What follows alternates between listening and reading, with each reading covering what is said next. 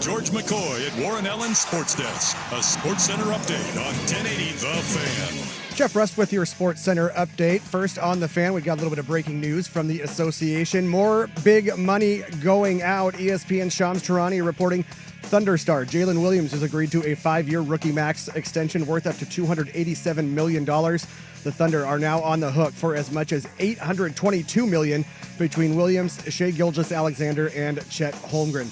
Mariners looking to avoid being swept by the Yankees in the Bronx. 4:05 first pitch on Root Sports and MLB Network. All-star Brian Wu starting for Seattle. Marcus Stroman for New York. Mariners remain 6.5 games back of the Astros in the AL West.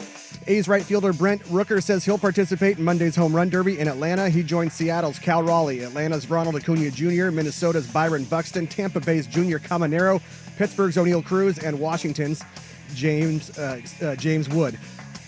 From this morning over across the pond, the women's semifinals at Wimbledon. American Amanda Anisimova upsets number 1 seed Arina Sabalenka 6-4, 4-6, 6-4.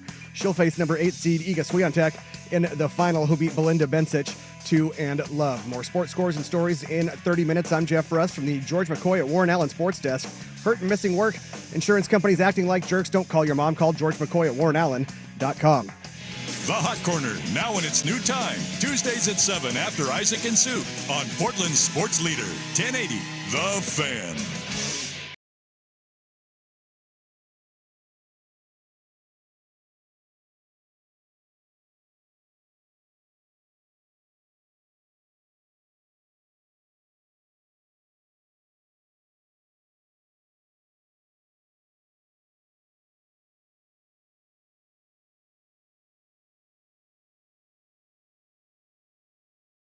What is up, sports fans? Happy Friday Eve to everybody out there. There you go. Ooh, ah. I'm a Friday Eve guy. People don't know what I'm saying when I say that. They're like, what are you talking? Oh, you do the Christmas Eve thing for Thursdays. Yeah, I do. I'm a weirdo like that, but I try to be positive, looking forward type of guy. No, it's a Friday for me in a sense. I will be working tomorrow. I just will not be working here. Hell yeah. I'm on the plane first thing in the morning down to Las Vegas. I'm getting texts from friends that are already there, and they're like, "It's as hot as you think it's going to be." 115 plus. It's going to suck. It's Just actually like Satan's butthole. Oh yeah, no. Yeah. It's actually Crack not. of his ass. It is not the worst I've ever had in Vegas. It is currently 105. Okay, that's some relief. 111 is as hot as it's supposed to get while I'm down there. That F is that. 7 or 8 degrees cooler than it was last year. I mean, I guess we were hitting 118, 119 last year. It was absolute if you've never ever been in that heat, like even after late night games. So what usually ends up happening is, whatever medias are working games. So of the beat guys that are going to be down there for the Blazers, I think it's just me and Hyken. Okay. And him and I have gone to so many of these together. But, we've got friends that cover other teams. We've got national media member friends. And there's going to be interest in Young Hansen. And there's going to be national guys there. And they're going to be there Friday night, Saturday night after the games. And what we all do is we go do our game, watch it down there in the baseline. Can't walk outside after. No. Then we go and do our post-game media availability underneath. And I'm sure for Young it's going to be a little bit different because there's going to be a pretty large Chinese contingency. No kidding. But then we go back into the media room and we put out whatever story we're going to put out, which usually, takes about an hour to put out, whether gamer or wrap up, anything along those lines. And then it's on. Yeah. But more often than not, Party on, Wayne. We'll walk somewhere nearby Thomas and Mack, go get some food because everything's right there. That's the great thing about Thomas and Mack is it's right there. But even at 10:30, 11 o'clock at night, it's 85, 90 degrees. And you're just still sweating. It's pitch black. Why am I cooking out here? And it's I do the ride share thing everywhere while I'm down there because I don't want to be outside. I remember Ian Carmel hopped on my podcast when I was down there a couple years ago. Yeah. And the Blue Wire Studios is at the Wynn Casino. It's a $3 million studio. If you've ever never seen it, I've got pictures on my Instagram from when we did that show there. It's beautiful. It's incredible. It's a full on TV studio. It's unbelievable. There's probably 7 or 8 guys behind the scenes. It's a full on TV production staff. Yeah. It's top in class kind of a deal. And I can't remember where Ian was coming from, but he walked 1.5 miles. Yep. fell into the trap. Well, I mean, no, I mean Ian, because he's lost all that weight, like he just walks everywhere. No, exactly. No, but you fall into the trap thinking you can walk somewhere in Vegas, but then you get a mile down the road and you're like, no, F this. That's what I'm saying. He walked everywhere when he was down there for that trip. Good for you, Ian. But he walked in and I was like, "Do you a little sweaty?" He's like, "Yeah, no, I walked from, I can't remember where it was." And I was like, "But why?" He's like, "Oh, I just want to keep moving, keep burning calories." I'm like, "Brother, you can step outside and just burn calories." Again, it was like it was. I think we did the pod at like 1:30, 2 o'clock. So the sun's just that's sitting in the sky, beating down, and I'm like, peak heat off the freaking pavement. I'm good, man. No, I don't want to do that at all. Uber me around everywhere. That is just hard pass. Hard pass. I made that mistake last time I was in Vegas. Schulte in for Dusty, by the way, if you're like, who the hell is this? I would hope 1080 listeners know, but hey, you may not, and that's fine. Rusty behind the glass as well. Dusty, once again, doing some administrative stuff. Happy to be in for him, though. But yeah, last time I was in Vegas, it was just like, I don't know if it was like overconfidence or just inexperience thinking that I could just walk along the strip and be okay. I stayed at the MGM Grand with my wife right before COVID happened. So there was this it was like February of 2020, a month before everything shut down, and Rudy Gobert wiped his ass on microphones at an NBA press conference. And then the world basically said, oh, we got to stop. But it was my first experience, like as a grown adult staying on the strip, and I had full control over what I wanted to do. And I was like, you know what? Like, I don't want to spend money renting Ubers and like, just like, I think I could hack the system by getting on the monorail. No, because you still go to the monorail in Vegas. You're at the back of every casino. You've got to walk a mile up to the front of it out to the strip. And then once you're out on the strip, you're like in front of the Bellagio fountains, and then you can see the MGM Grand from the Bellagio fountains, and you're like, oh, I can walk down there. Bro, I injured my foot so bad because I probably walked 20 miles unintentionally, and by the time I got home, I was pissed. So yeah, next time I go to Vegas, I'm just walking to the front of my hotel, and it's going to be either like valet service or Uber all the way. I'm not stepping foot outside of the freaking property next time. I ride share like there's no tomorrow down there. I want no part of being out in that mess. It's just, no, call me soft, call me weak. I don't care. I've done it 1,000 times. I'm done doing it. I thought you had that California it's gone. Built-up heat shield, gone, bro. Gone. It's not even the California one. It's the Middle Eastern one. Like, I've said this so many times. There's no place worse on this planet weather-wise than Somalia. Somalia is like 108 degrees with like 98% humidity, and you just want to die. And they have no AC there. I mean, not even just that. It's just like, you're on the ocean coast, and there's pollution everywhere. There's poverty. There's smells. It's just, and again, just if you're Somalian or you know people from there, it's nothing against them. It's just been a war-torn region for so long that there is no place on this planet that you could literally send me anywhere else, and it would be an improvement. I will go to Antarctica. Legitimately rather be in Antarctica. Well, at least they have hot food there, and you can get out of the cold. You can get warmer. You can only get so naked. That's true. And that's the thing with no AC there. I'm sure it's like you literally are suffering there is no relief. I mean, no respite. We have it, in our especially in the Air Force. Yeah. Even our tents are air conditioned. That is awesome. Yeah. No, I mean, look. Necessary. That's not bougie. There's a reason we live better than every other branch. We have more money and we have less people, and we spend it on the finer things. That's how it goes. I mean, honestly, if you're asking me, hey, Schulte, do you think our taxpayer dollars should be spent keeping the soldiers comfortable on the front lines in bum F places in the world where they're sitting in 120-degree weather? Yeah, I do. Yeah, give them two. We have air conditioners the size of Volkswagens. Damn they're right. Attached to buildings. Oh, so they're not the little crappy window units. We're talking industrial size for like the size of this studio here that you can see on YouTube. Yeah, I mean, the rooms in our tent are probably like, this is like 2 rooms. Like if you hang a curtain in between, the size of the studio, and you walk in there and like, if you leave the door open because it's like a double flap, like you go into one room and you go into another, and it's a double zipper. It's like an outer, outer and an inner. And if you leave one of them open and somebody else is in there, you will get cussed out. It's like, hey, don't let that don't let the hot air in. It's like the clean room in a biohazard space. Yeah, it's not quite that level, but it's pretty close. But it's also like, no, you zip the other one up first, and then you unzip the other one. It's almost like the parent walking out into the neighborhood. I am not cooling the street. Yeah. Close the door. Hard pass. Oh, Rusty, I did catch during this update that you just did. Fine update, by the way. I've done this myself several times. You almost referred to James Wood as James Woods. Yep, caught myself. Every time I Yeah. want to do the same thing. And it just got me thinking, like, those athletes that share either a close name to an already famous person or like they share names with another athlete. Like I always got confused by Kurt Warner growing up.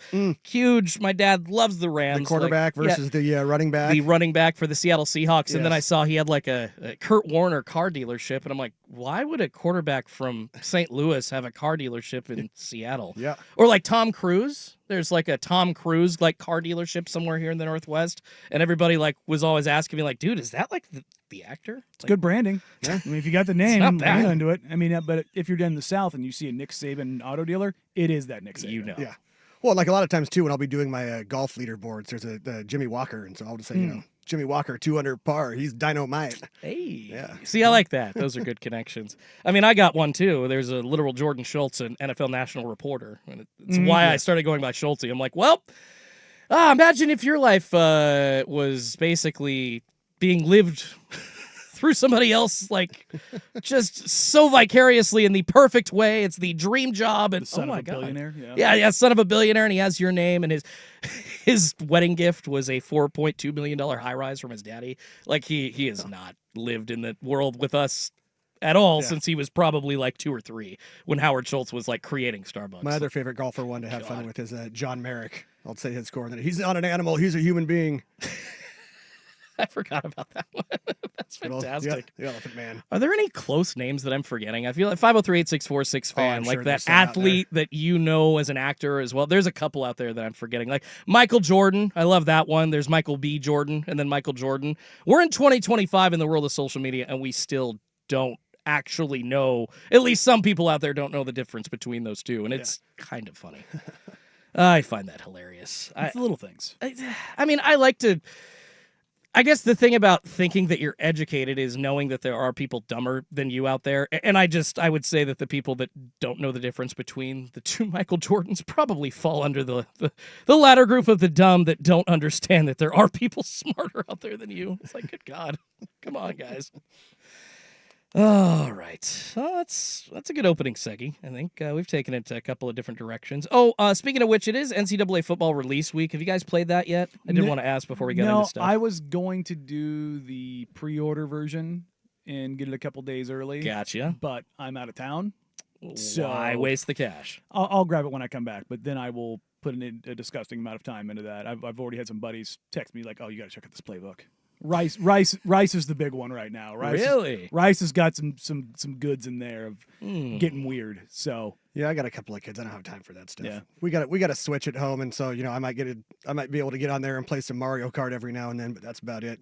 Let me have some you seen Switch. the what is it? The Switch 2? Like they're back ordered forever. It's like $800, and I'm just like, Oh, it's the regular edition. I think is $399, or maybe it's $449, and then like the Mario Kart Deluxe edition is $499. oh, maybe it was the scalpers that were doubling Yeah, it up. see, that's the problem. Is it's the same thing that happened with PS5s and Xboxes during the pandemic. Unfortunately, is the scalpers. God, not only were they buying all of the stock up like just immediately when it dropped with bots, like on places like Target or Best Buy, but they were stopping trucks and I think it was like theft at gunpoint, essentially, like armed robbery, getting these PS5s so they could resell them. It was bad. I had a guy, so I got off work, was gonna go to a store to go grab one of the Xboxes when they came out, and one guy had grabbed the last 3. Oh. And he was walking out as I was walking in, and he was a Blazers fan. He recognized me. He's like, "You going in and getting an Xbox?" And I was like, not anymore. I was like, "Yeah." He goes, "I grabbed the last 3," and I'm like, yeah, look, I'm not gonna knock the hustle, whatever, dude. He's like, "I'll tell you what, give me $50 over, and I'll give it to you." And I was like, "You know what? Cool." Cool. Good for you. Good for him. Hey, give me a second, man. I'll go grab the cash right now. Yeah. Went and grabbed the cash out of the ATM, in a 50 spot, talked Blazers for about 20 minutes, dipped out. And I was like, because I knew guys were getting gouged $200, $300, $400 more. And I was They like, were $800 or $900 at the time. and I'm like, $50? Cool. I sat on my PS4 for a couple of extra years, happy as hell because of that. Like, I'm like, you know what? I am not going to take part in this game. Like, I used to, I had a YouTube channel about sports cards, so I understood the whole, like, buyer, like, just trying to get in front of everybody that's there only to resell, as opposed to, like, the actual collector, or in this case, like, gamers. It's just basically gamers losing out to the resellers. It sucks. So that's weird that the Switch, I didn't know that it was that amazing. Is it because it's like an OLED 4K screen, or how much better can these gaming systems get at this point? What's cool about the Switch is that you can hook it up and you can play it on your TV, or you take the little console and put the or it's portable. No, totally. Why is the second version of this so expensive and so? That's the same price as the first one was. Well, I mean the scalpers. The markups, I guess, is what I'm saying. It's like, why do you do this to us? I think Mario Kart's the only game that's available for the new one, right? Could be. I think that's the deal right now. There's nothing else that's scaling up. Well, and Nintendo's also really good about making sure there is not. I don't want to say not an adequate supply, but scarcity. Yes. They lean into that pretty hard. They do. PS5s and Xboxes, essentially, they knew, the two companies that were putting those out, they knew, Microsoft and Sony, that we've got to do something to combat these resellers, because otherwise there will be customers that'll just stop trying, and they need that cash. So it's, I get it, scarcity and the market makes the prices, but that's just annoying to me. Like, stop it. I will say, we have people texting in the fan text line that are prior military, talking about their experiences in the military, and Bum F. Well, yeah, not just that. Somalia. Excuse me. The non-Air Force members not enjoying the fact that their food sucked and their AC was not good, and like, look, man, I went in the Air Force not because I was soft, but because I wanted to get some things guaranteed, and I found out they treated people better as far as like what you had available to you and your opportunities and all that. But I'll tell you this: it doesn't matter what service branch you're in. If you're at the chow hall and they're serving steak and lobster, it means the same to everyone. Yes. It means you were about to deploy. Have fun. Oh. Have fun. See, I appreciate you, brother. Like, I don't have the balls to do that. So, like, I have no idea, like, what that kind of, like, meal would mean. Like, oh my God, like, that's a crazy setup, man. And, like, are you told before something like that happens? Or do you just walk into the mess hall and you're just going, crap. Oh. Like, I remember I was deployed. I was at a FOB, forward operating base in Afghanistan. And the food there just wasn't that great. I've mentioned this so many times. Like, every day, my to-go meal, I had 2 mangoes and a bag of bacon.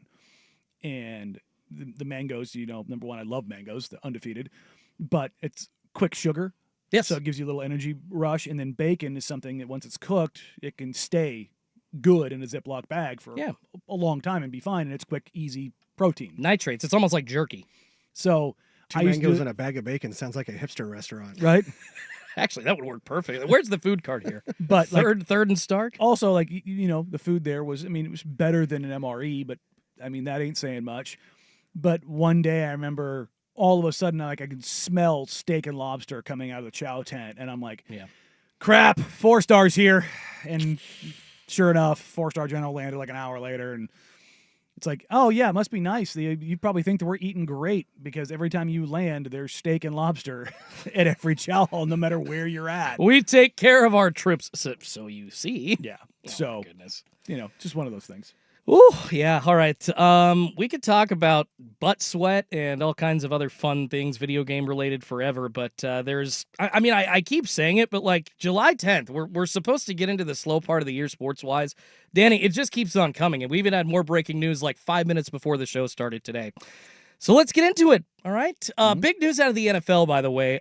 They got caught red-handed doing something really shady. We'll get to that here in the 12 o'clock hour. We'll also tell you why the NBA needs to take a page out from the Masters book. And we'll ask the question, do we need a salary cap in college football? NIL deals and a possible salary cap, the big topic at Big 12 Media Day this week.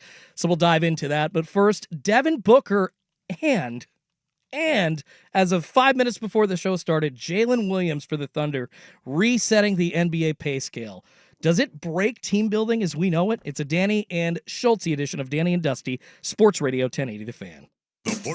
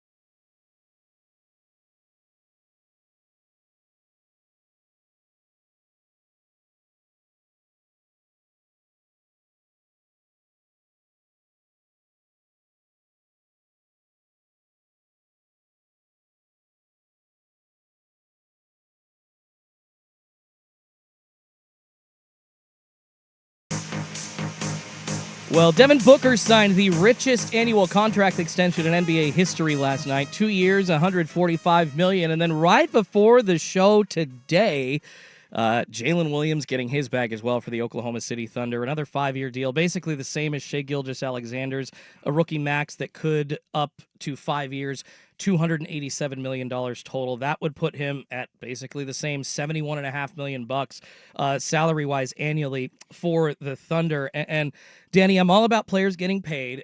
I guess this is kind of the same story here with the Thunder now and the Phoenix Suns, especially with the Thunder. I think it's kind of what you said, similar to the Orlando Magic, essentially. The gun is now loaded. The Oklahoma City Thunder have started the clock. Like, I love these players getting their bags. They should be the ones cashing in. I don't like orders hoarding all the money, but when one guy or two guys, or in this case for the Thunder, three guys are basically taking up your entire cap. I mean, I know they're still paying Hartenstein, they're still paying Caruso, but outside of like those guys plus Dort and Joe and essentially Aaron Wiggins, who are all making anywhere from like $10 to $20 million, that's your roster. And you're limited in the coming years if you want to keep yourself out of the second apron to either going with those guys or actually being forced to give up on one of those guys going forward. So I get it. These players need to be paid. The ROI makes sense. But, Danny, I'm not sure that this is the smartest direction for the league to go in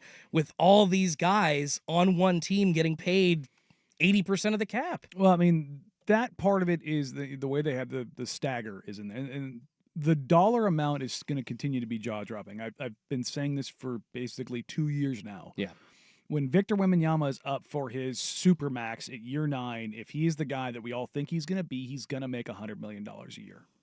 Is that going to be the first player to make $100 million? He will be the first. He will be the just first. That's guy. when the numbers align with yeah. like I kind of was wondering if Luka was going to be, but he'll probably hit like 80. So not quite there yet, but yeah, we're I mean, going to get Jokic there. in the last year of his deal, if he doesn't sign right now and he does what it looks like he's going to do, which is sign next year, he'll be at 77.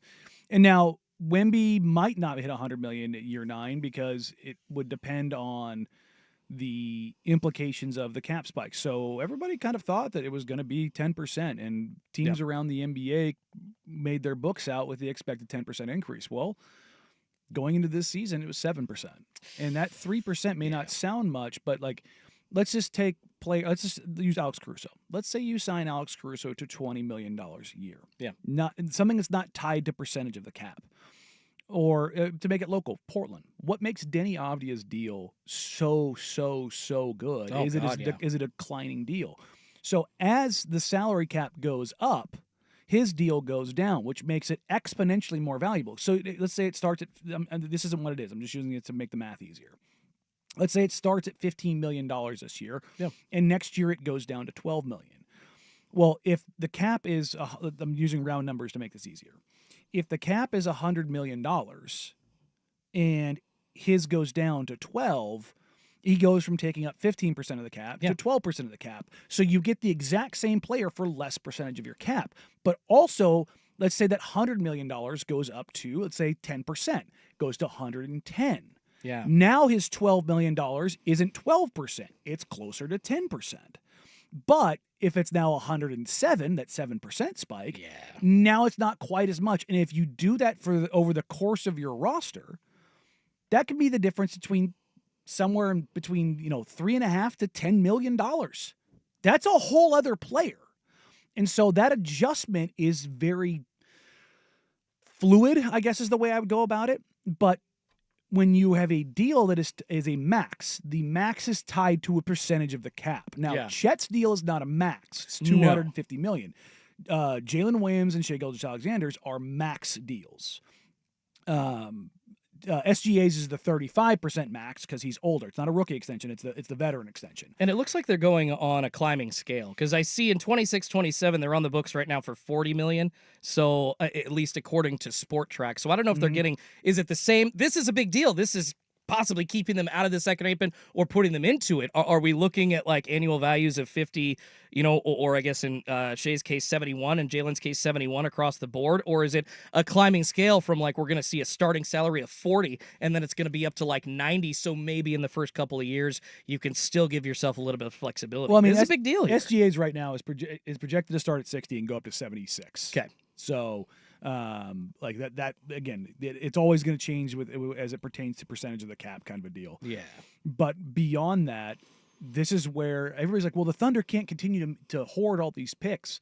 They might, because the implications is that they draft really well, whether it's, whether it's Chet, whether it's J-Dub, whether it's Case and Wallace. Yeah. Finding guys like Caruso was originally a G League guy with Oklahoma City Blue 10 years ago. Lou Dort, like finding these guys and having these opportunities. They draft Nikola Topic last year and had the medical redshirt year because of his knee. Yeah, not even there. They draft Thomas Sorber this year.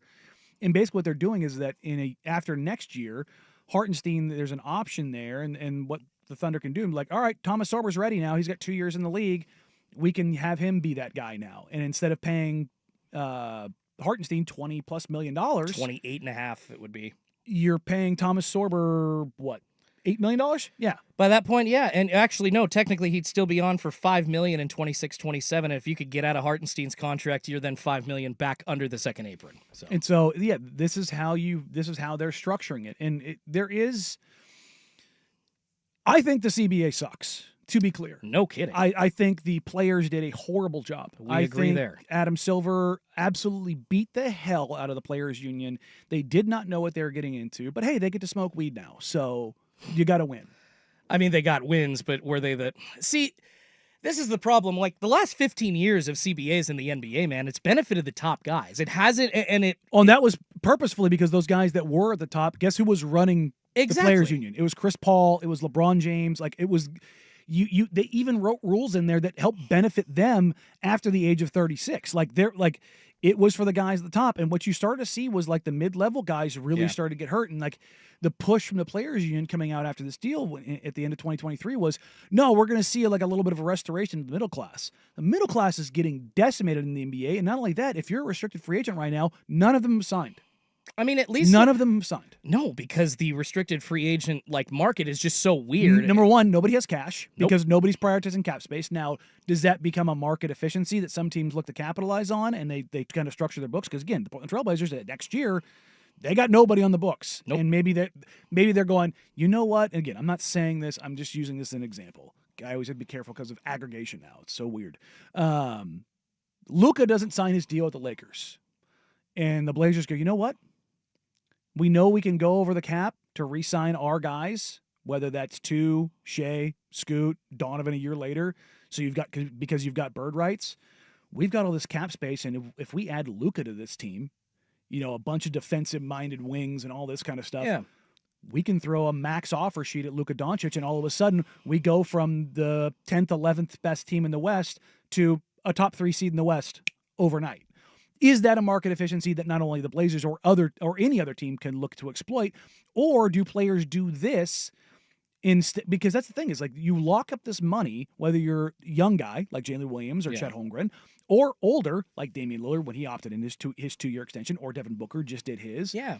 But the problem is in the past, in the player movement era, what players did was get the money, then ask out. Mm-hmm. But the problem is if you get the money now because of the second apron and all the things the limitations on trades, like Bobby Marks was on ESPN and he did a pod with Russillo the other day, and he got aggregated even by ESPN because he said there's not a market for LeBron James.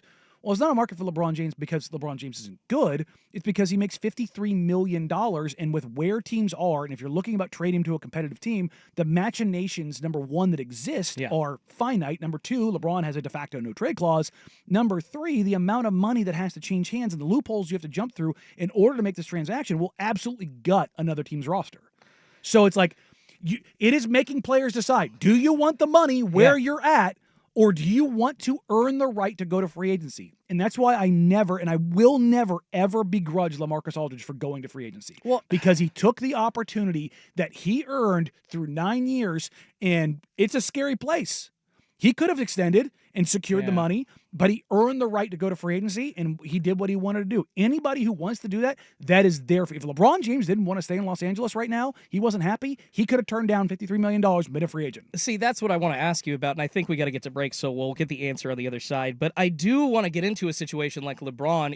10, 12 years ago in the NBA, Danny, a lot of guys, at least at the top, they were willing to sign deals for the league minimum or a mid-level exception to come in and try and compete with a winner. And that essentially looks to be the only solution if you're like an aging vet, and instead of making a ton of money, you've got to give that up. You've got to be a Tom Brady. You've got to be a Patrick Mahomes and make a decision. And I mean, I find it disingenuous that LeBron James is saying both, hey, I want this money, and then sending his agent Rich Paul out there to say, hey, we're not too happy with how the Lakers are operating, like you pointed out. So I want to get into that. We've got to get into some NFL stuff as well. They absolutely just got caught doing something shady, so we'll get into that later in the hour, but I want to get more into this Devin Booker, Jalen Williams conversation and where the direction of the NBA is headed. I'm just not sure these big contracts are good for the future of the league. So we'll get to all of that coming up next. But first, Rusty with SportsCenter. Now, from the George McCoy at Warren Allen Sports Desk, a SportsCenter update on 1080 The Fan.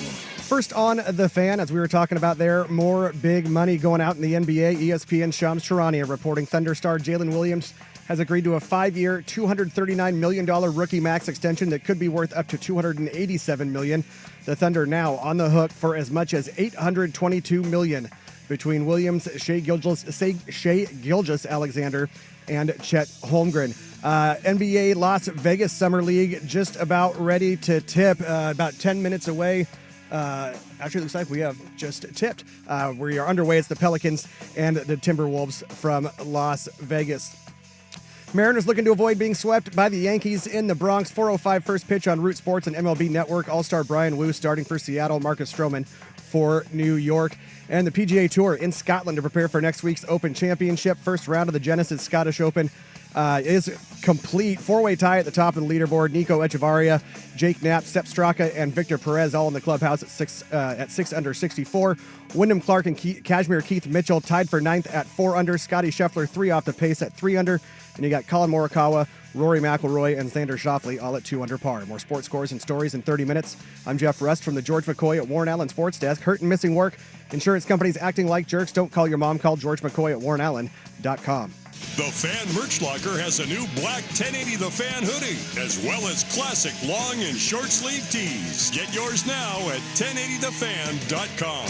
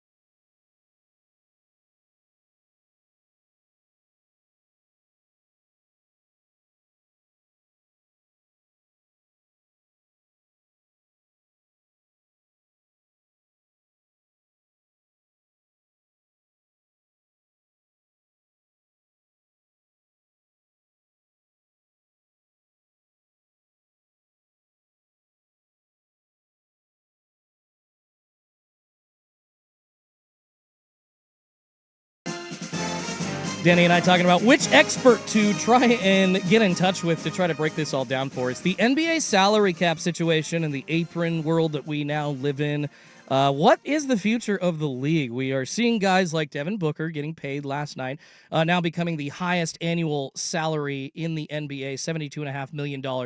Only over 2 years, though, and then, of course, the news breaking right before the start of Danny and Dusty today. Jalen Williams for the Thunder becoming the third player that they have signed to a massive deal in just the last week or so.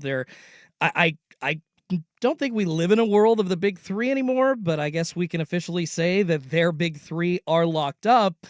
But once again, referring to something you said, Danny, on Tuesday, the gun is loaded now and the clock has started. And yeah, they can stagger these guys out. Like, there's some questions as to when the Jalen Williams contract actually starts for me. Like, I see on the salary cap that he's still going to be for this 25-26 season under his rookie deal. So that'll be like an $8-9 million salary. That's, comparable to like Brock Purdy making the league minimum as the last pick in the draft for 4 years. But I'm wondering, did they pay Jalen before the end of his contract? So I've got confusion there, and really going forward, you wonder, Danny, if like cap manipulation is going to matter more than coaching. Like, love what the Thunder are doing, love what Mark Daigneault's doing, but like every trade now has to go through a lawyer, essentially. It's a weird world. Yeah, we talked about this a couple weeks ago. The best teams in the league have the best CBA guys, and that changes over time because when you get a new CBA, there's new loopholes. There was one, that the Knicks did last year where they paid guys $1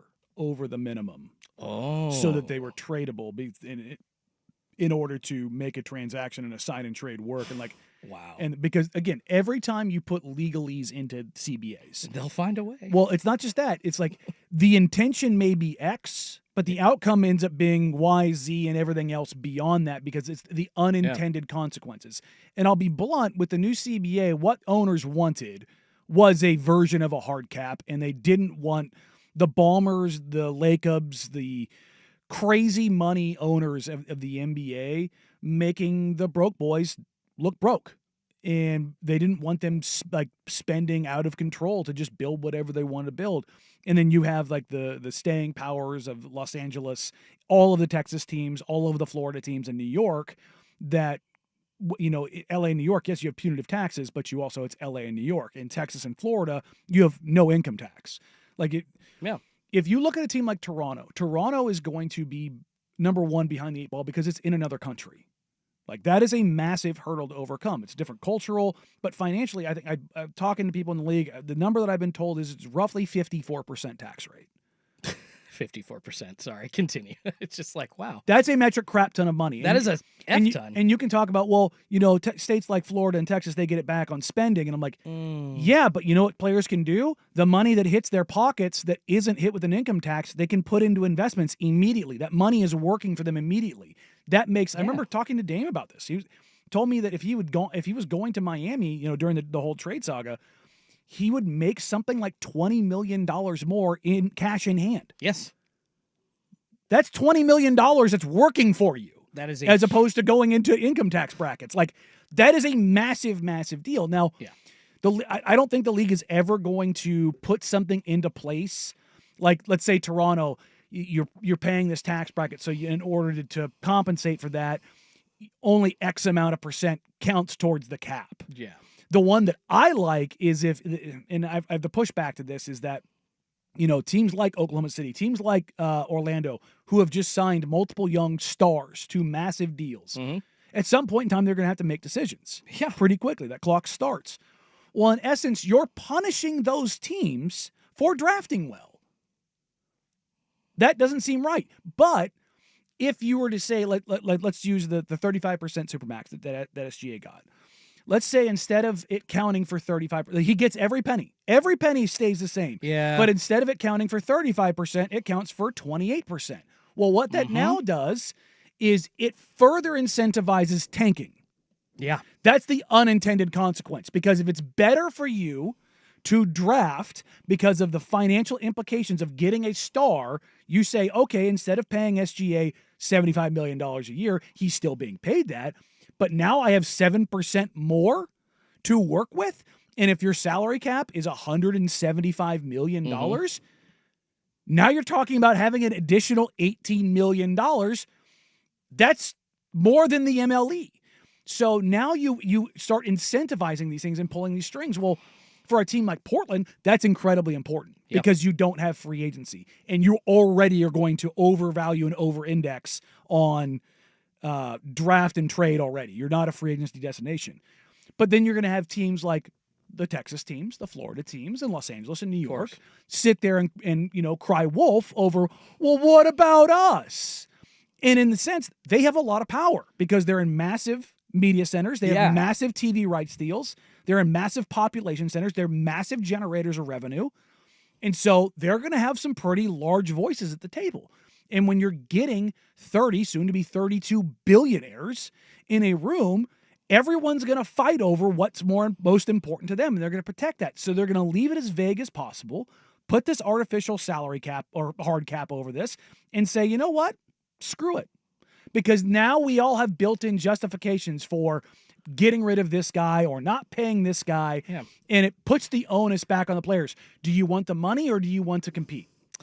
This sounds very similar to maybe what the NFL has as far as like a roadmap to success for a team that's already got high-paid players on the roster. Get a young quarterback, draft well, have that big piece on your roster for 3-4 years, be cheap, a la Brock Purdy, a la, Justin Herbert when he was on his rookie deal with the San Diego Chargers, or Los Angeles Chargers, excuse me.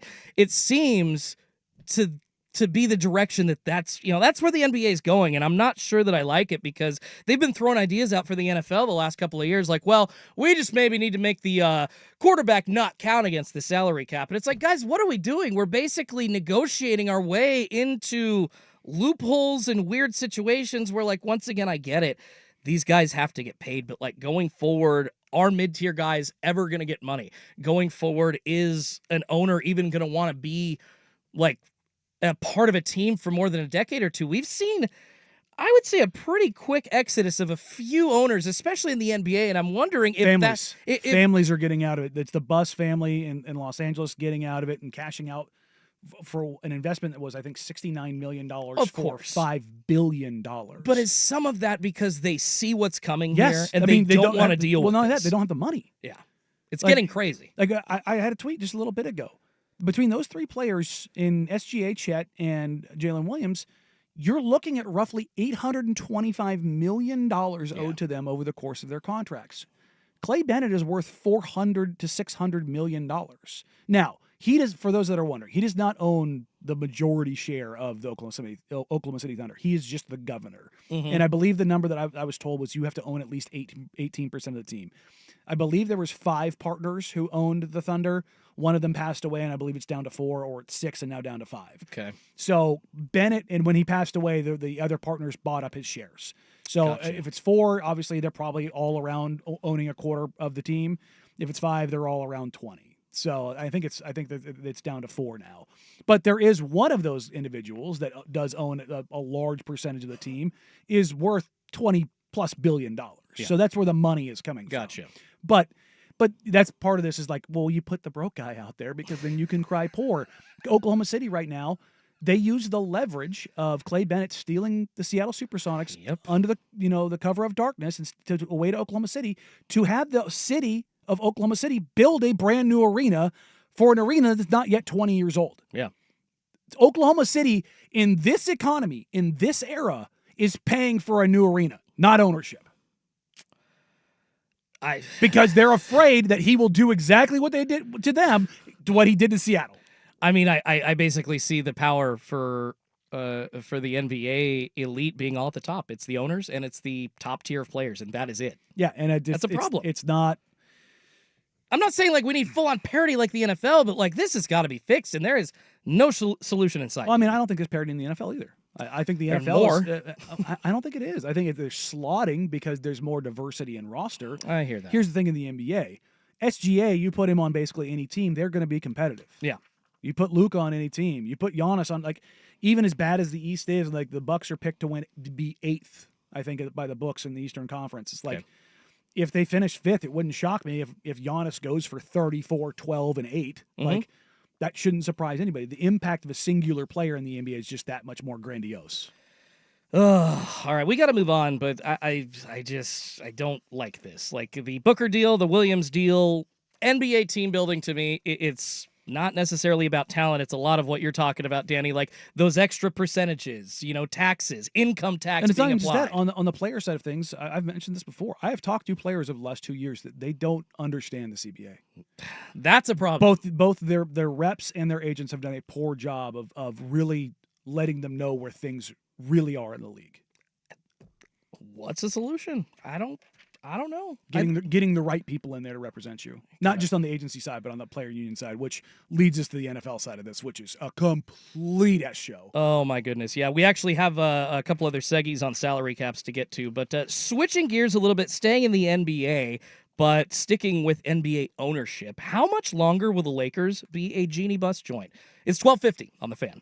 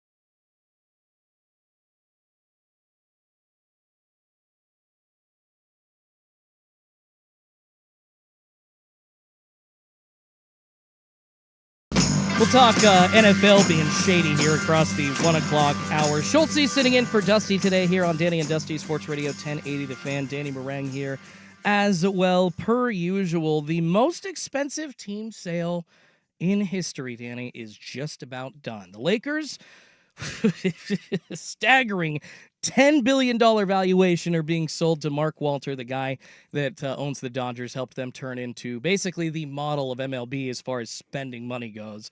And I would say acquiring talent. Like, they've been able to identify that for sure. Yeah, having 4 MVPs on your roster is a pretty good way to go about it. Well, they brought in Andrew Friedman, who built the Tampa Bay Rays with the Moneyball concept, basically. Now give that guy the money.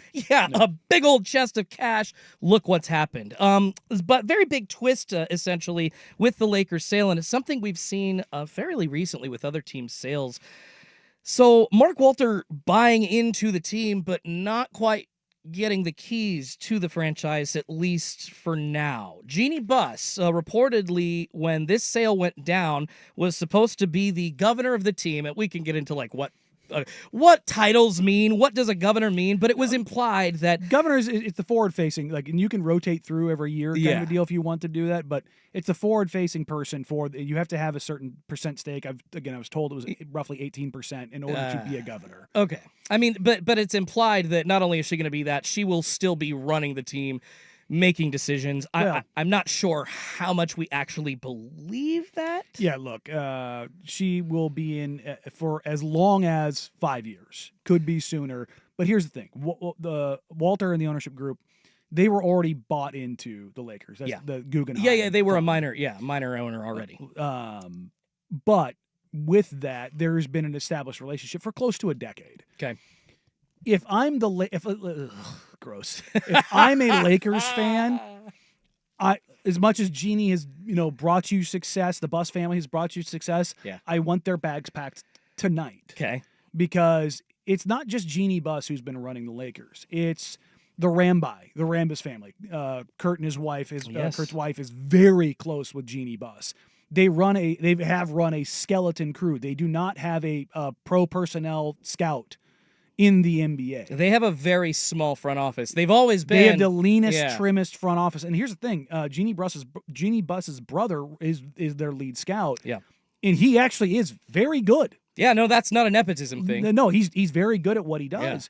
Yeah. But they have a very, very, very small staff, and I've heard that they weren't willing to pay for things like NBA level access to data. You're the Lakers. Stop it. Yeah, and you have a TV deal that generates $130 million a year from Spectrum. It's I believe the largest TV deal in the league, because MSG, it's different because it's owned by Dolan and it's going through bankruptcy and all this stuff. Yeah. But the amount of money that the Lakers print is just insane, and yet they ran it like that. I would be like, maybe you want to make this look as smooth as possible and not make Jeannie Buss or the Buss family look any certain kind of way because of their success and what they've meant to the Lakers. And I get all those kind of things. But I'm not leaving them in place to make any decisions of any sort of like top tier stuff. And I don't think that is the case. So conflicting reports, essentially, if you haven't heard, that one entity, The Athletic, I believe, said that it's going to be no more than 5 years. And then another entity said that it was going to be a minimum of 5 years. So I'm just wondering, obviously the minimum of 5 years is probably being tossed out by the Buss family or the PR team representing them. But Danny, I mean, it sounds like you don't really think there's any benefit of keeping her around at all, regardless of the timeline being tossed around under 5 years or over 5 years. I know Mark Cuban was in a very similar situation with the Mavericks when they got sold. They said he was going to be running things. He's been running the team for the last 20 years. No reason to have him step away. He's been very successful at it. But 3 months in, it was like, nah.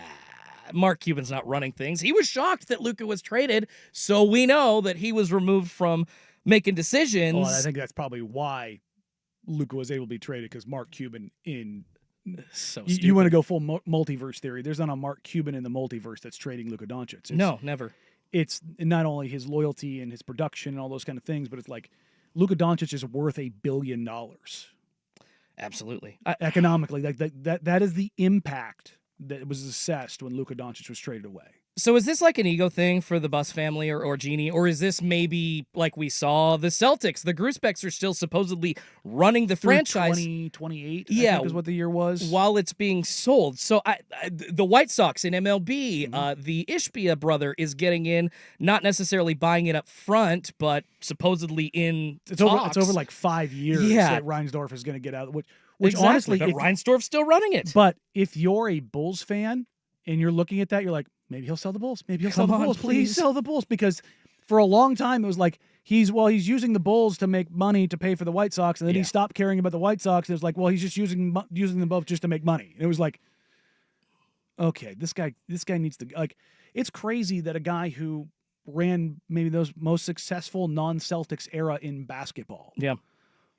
Chicago hasn't meant a damn thing in basketball for 20 years. God. And it's like, and it could, like, if an ownership group came into Chicago with even a median level outcome, Yeah. they would probably be a 48 to 50 win team regularly, because it's the third biggest market in the country. People want to be in Chicago, despite it not being LA or New York. Chicago's a dope city. Yeah, it gets cold there, but it's also nice there. It's also a big city. It has everything you want, everything you need. You can live in a million different places. Like, a lot of players in the NBA are from the Chicago area. Like, you can do them. Like, there is zero reason why the Chicago Bulls should suck to the level they suck to. But like when Jody sells the Blazers, or Burke Cole, they're going to be running the team for a year after that, right? Oh, I bet you. I almost guarantee contractually it would be Has to be an immediate. Well, handoff. it could be a transition of power based on like payment scale or something Yeah, like yeah, that. But as far as like when that happens, they'll be gone. Well, this is weird. A story out of LA that we don't really know when Jeannie Buss is going to be gone. I'll be genuinely more surprised shocked if she gets to 5 years than if she gets to Okay. 3 and she's gone. I'd genuinely be shocked if she was even like in control of the team at the end of this next season, 25-26. Like Wouldn't surprise me. I assume this is the sign of a transition coming, and we're starting to see kind of the butting heads in the media about it. All right, we got to move on, get across the top of the hour. Coming up, the NFL just got caught doing something really shady, and I mean red-handed, and the NFL Players Association possibly committed an even worse offense doing this. Danny and Dusty, 1080 The Fan. Hey,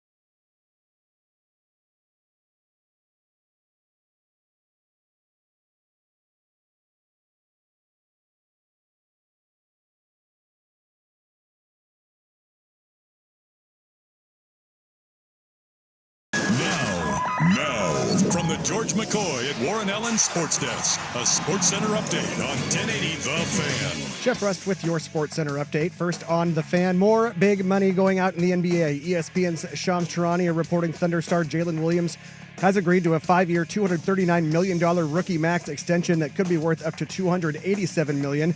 The Thunder now on the hook for as much as $822 million between Williams, Shai Gilgeous-Alexander, and Chet Holmgren. The Mariners looking to avoid the sweep by the Yankees at the Bronx. 4:05 first pitch on Root Sports and MLB Network. All-star Brian Wu on the bump for Seattle. Marcus Stroman for New York. A's right fielder Brent Rooker says he'll participate in Monday's home run derby in Atlanta. He joins Seattle's Cal Raleigh, Atlanta's Ronald Acuna Jr., Minnesota's Byron Buxton, Tampa Bay's Junior Caminero, Pittsburgh's O'Neal Cruz, and Washington's James Wood. And over on the other side of the pond, Wimbledon women's semifinals. American Amanda Anisimova upsets number 1 seed Arina Sabalenka 6-4, 4-6, 6-4. She'll face number 8 seed Iga Swiatek in the final, who beat Belinda Bencic 2-love. More sports scores and stories in 30 minutes. I'm Jeff Rust from the George McCoy at Warren Allen Sports Desk. Hurt and missing work, insurance companies acting like jerks. Don't call your mom. Call George McCoy at warrenallen.com. More, please. Golf in the Northwest with Jason Swigard is back. Saturdays at 8 a.m. before the Sinner and the Saint on Portland's sports leader, 1080 The Fan.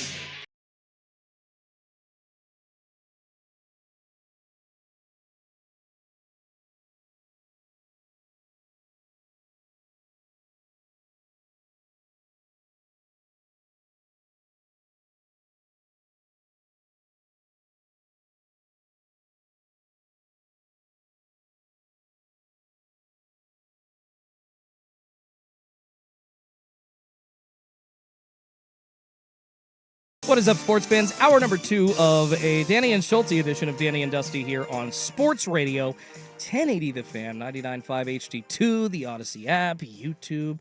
Pretty much find us everywhere, worldwide. Welcome in. Appreciate you joining us. It's a beautiful, perfect Pacific Northwest day out there.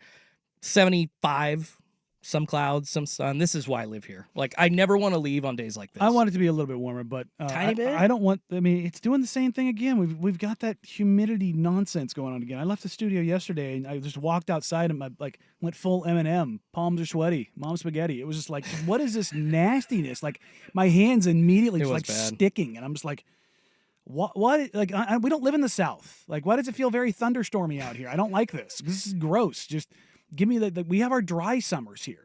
We have like a little mild 5-mile-an-hour wind with like less than 15% humidity. That's what makes Oregon good. It's why I don't want to live in the South. Mariners playing in New York against the Yankees right now. Not well, but yesterday, 87 and humid with some rain falling in New York. And that's literally what it was here, Danny. No, I remember. I saw raindrops fall when I was driving last night. I was out there for a wedding. And this time of year, it was. So you were in a suit as well. Yeah, and it was. I remember I wasn't even thinking about it. I walked over the storm grate on the sidewalk. I was in Midtown. Yeah. As the subway went underneath me, and it pushed that hot, wet subway air, which if you've never experienced that smell, it will make you damn near puke on the spot. It hit me, and it was just... God. And my buddy who was walking with me, who's from New York, he saw it coming. Yeah. He's like, I'm going to screw with him right now. Again, this is a buddy of mine from the Air Force. And I love it. And I just looked at him like, eyes are watering, mouth like drooling, just like, what the hell was that? And it was like, I want to say it was like 92, 94 degrees, swampy as hell. And then that smell wafted up out of the subway as the train went by. And I was just like, oh, I hate you. Why? And then we went to a Yankee game later that night. And we got on one of the cars on one of the lines that, when we changed trains, didn't have AC, and it smelled like Paris. No, thank you. There were so many stinky people on that train. I'm like, dog, I don't care who you are, where you're from. In this country, no matter what your race, creed, deodorant, please, deodorant. It was so bad. It was just like. That's why I always tell people, like, oh, I really want to go to Paris. I'm like, don't get me wrong, Paris is cool, for all the touristy stuff and how it's laid out and all the history and all that kind of stuff. Number one, it's the dirtiest major city in the world. It's not like poverty-ridden. Number two, the indoor plumbing like floods out onto the. Why would anybody want to live there? You subject yourself to. I mentioned this before. It's the oldest indoor plumbing in the world, so it's like it's been there for a very long time. But Boston too, it's bad there as well. Boston's also in the U.S. It's one of the worst. And I lived there for a year, and it was this is not like the West Coast. No, but yeah, like that weather, that hot, nasty, wet stickiness. Yeah, hard pass. We'll get to the NFL stuff here in a few minutes. A nice get back on the clock, Seggy, and I actually had a perfect little topic in case we needed to get back on the clock here. Speaking of big cities and big sports areas, Danny. Did you know that you can now stay in Michael Jordan's former estate if you go on Airbnb? You can go rent Michael Jordan's old house, just like you could a cabin here on the coast in Oregon. I mean, Carlos Boozer did this with Prince. Did he really? Like Prince's house or Carlos Boozer's house? Prince rented out his house because I think he had been traded somewhere and he wasn't living in the house. The crazy thing is Prince came in and like had a construction team like redo the house while he was there for, I want to say it was like 6 months. And when he came home, he's like, he made it into his house. Like he like knocked out walls and moved things around. He's like, well, what are you going to do? It's Prince. I mean, yeah, that's the kind of actually another cool story about Prince. You kind of just have to take it as it comes with Prince. Funny, this is back in the 90s when Dennis Rodman was in the Bulls' heyday, but he was sitting on the bench and Prince was at a Bulls game. And I don't know if this is true, but, you know, Dennis Rodman, big partier, as we all know, he reportedly turned to Prince and was trying to like, hey, man, you want to hang out after the game? Like, love your work, would love to like meet up. Prince did not respond, did not say a word to him. And reportedly, Dennis Rodman found out either then or after the game, you don't talk directly to Prince. You talk to Prince's people. Even right there, you talk to his security. You talk to his handler to make sure that you can talk to Prince. And I'm just like, is that a real story? Is that really true? Wouldn't surprise me. I've heard that like 3 times in my life, and I'm like, God, I get it. You got an ego. You're one of the best musicians in the world, but just damn it, man! Like, swallow your pride a little bit. Be like us. It's the diva stuff. It's the Mariah Carey. Don't look her in the eye. Like, I've heard stories of Steve Harvey. Oh, yeah, I've heard stories Ellen DeGeneres of people like, you don't look this person in the eye, and I'm like, I do not care. I think it was Eric Clapton that was asked by somebody in an interview one time what it was like to be the best guitar player in the world, and he said, "I don't know. Ask Prince." Mm-hmm. Yeah. Well, good for Eric Clapton. Although I've heard a lot of bad things about Eric Clapton too. Look, I mean, if you're that otherworldly good at something, and like when you're talking about those kind of people, they're more often than not they're gonna behave a certain way, and it's not just an arrogance. It's like their brains are just different. Yeah, and that doesn't excuse it at all. But you're it's accosted all the time by random idiots. Yeah, it's not fun. Yeah, so. But you could feel just as bougie as these guys. A $9.5 million sale finally back in December of Michael Jordan's home to basically a real estate developer. I don't want this guy to like end up making a bunch of money on this, but frankly, he bought this property and put it up on Airbnb after it was on the market for 16 years. This Michael Jordan mansion has essentially been, I think, trying to be sold since 2009, personalized to MJ's very, very specific standards. Of course, the 23 on the gate out front. The house looks absolutely beautiful, but you need $25K per night. And you also, I don't know why you need to do this, but you have to sign an NDA to go rent the house out. That's not surprising. But what are you gonna do? Turn on a black light. What? No, but you're the one signing the NDA as the customer. That's what I'm saying. Yeah, you might turn on a black light. Oh, so you're saying that like you might see some things that other people have done before you, and you need to keep quiet about that. That literally just occurred to me right now. I mean, I don't think NDAs should exist. Can we just, like, why do they even exist? I mean, why does the legal system even allow that crap? I've got one that's binding for me for, like, another 10 years. So I feel like that's a problem. Like, we shouldn't. I mean, not only that, like, legally limit people's speech. I was talking to a buddy of mine the other day who worked in the intelligence community with me. And he was like, yeah, there's stuff we can actually start talking about here in a couple of years. And I'm like, yeah, if it gets declassified, because we have 25-year cycles on these things. If it's like government secrets, that's what I mean. I get that. But even then, like, I have NDAs on stuff that I did. And it's like, yeah. I feel like as soon as you sign up, like, to be a soldier in whatever whatever branch it is, you're told like, hey, this is the way that this is, and you are not to tell anybody. You're not to, I mean, I'm sure you sign some paperwork, but I feel like that's kind of an agreement to the job as you take it. For anyone out there who's a military member, prior military veteran, all those kind of things, you know this. Yeah. When you sign up, you actually forfeit your rights. You do not have the same rights afforded to you as American citizens. Well, you actually forfeit your rights. No, because like if you commit a crime, you don't go to regular court. You go to like an arbitration. Well, you can go to both. You have the UCMJ, the Uniform Code of Military Justice, but there's no such thing as double jeopardy. Like if you get arrested in the civilian world, you can be tried and convicted in the civilian world, and then be tried and convicted in the military and face both punishments. Whew. Yeah, bro. Yeah, so be careful. And like again, if you're considering the military, I will back you up on all your decisions. And all those people get scared about it. If you ever want to reach out to me on Twitter or something like that, and you've got questions about it, I'll be more than happy to answer your questions on that stuff. But understand that when you do sign that dotted line, you forfeit your rights. Yeah. That's the deal. Even more respect, brother. Like I don't have the balls to do that. I appreciate every single one of you, including you, that do that. But yeah, if you do want to stay at Michael Jordan's former mansion, you can. If you wanted to live out a fantasy, he's got a full basketball court. Although so dumb, the guy that bought it took the Air Jordan logo off the basketball court. Why would you do that? Why? The guy whose logo it was on the court. You leave the 23 out on the gate, but then you take Maybe it was off a stipulation in the sale. I don't know. I thought maybe that's a good point. Jordan Rusty said he couldn't have it. Yeah. No. Yeah, that'd be pretty funny. Now I'm protecting my branding. You can't have that. Actually, no. You know what? He doesn't want idiots, rich young idiots who their daddy probably paid for the weekend in the damn house for in the first place, to be there taking selfies with the Air Jordan logo on the court in the background, committing crimes with Jordan in the background.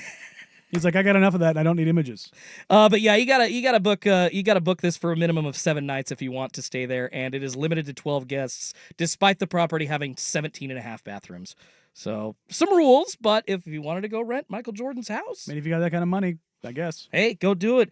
Go live out a dream, baby. I certainly would if I had stupid Joe Burrow money like we were talking about earlier in the week. All right, let's get on to some really, really tough NFL stuff to talk about. Collusion exposed between the league and the Players Association. That's coming up next on Danny and Dusty, 1080 The Fan. Check out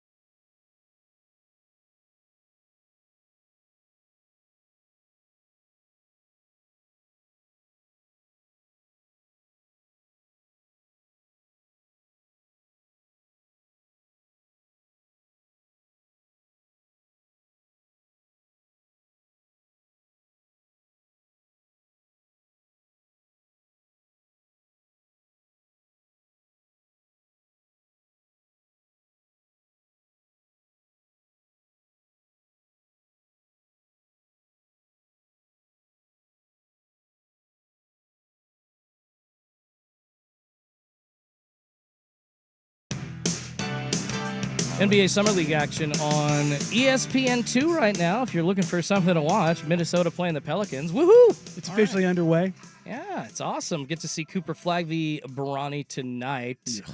Yeah, that's the get-in price has been absolutely insane for that. And I'm kind of surprised that like people are willing to pay prices like the courtside seats for $2 to $3 grand or nearly as much as like a World Series ticket or an NBA Finals ticket. That's crazy. It's absolutely nuts. And I don't ever take for granted when I go down there and I'm credentialed that I'm literally, if you watch the TV, if you watch the Blazers game tomorrow night, you will see me. The camera will pan down to the baseline where the back away from the entrance of the arena is. You will see me. I will be sitting right there on that baseline and have front row view of all of this. And it's so cool. And then I look over and like some, rich family has paid a couple $1,000s for a seat 10 feet from me. Some jackass influencers paid for one as well. They had the influencer game last night. No. There were two people. There was T-Jazz and Mark Phillips. Those are the only two people I knew. And even then, I don't really know them. I don't even know who those are. The rest of the guys on the list, I had like zero, like not even like it was skibbity bebop badoo. Like yep. I Chad Chadwickson. Yeah. I'm like, who are you, kid? None. I am officially washed. I had no idea who any single player was. Not a one. No, I don't know who the young kids are rooting for now or watching or listening to. I buy Pepsid AC and my back hurts. So, yeah, no, I'm with you, brother. I'm officially washed. We got to switch gears, though, from a lot of NBA talk that we've had in the first hour leaking into the 1 o'clock hour to the NFL. And something that they did, which is rather shady, along with the Players Association. Of course, we know, I would say most sports leagues, but especially the NFL, we have known for a long time that they would kind of operate in the shadows, the concussion thing. Like there's been a lot of things, the paying players who played in the league, paying their medical bills, like a lot of things that have been kept under wraps, not really made public by the NFL. Always trying to protect their bottom line. That's not new. We get it. But the NFL Players Association here, Danny, looking just as bad.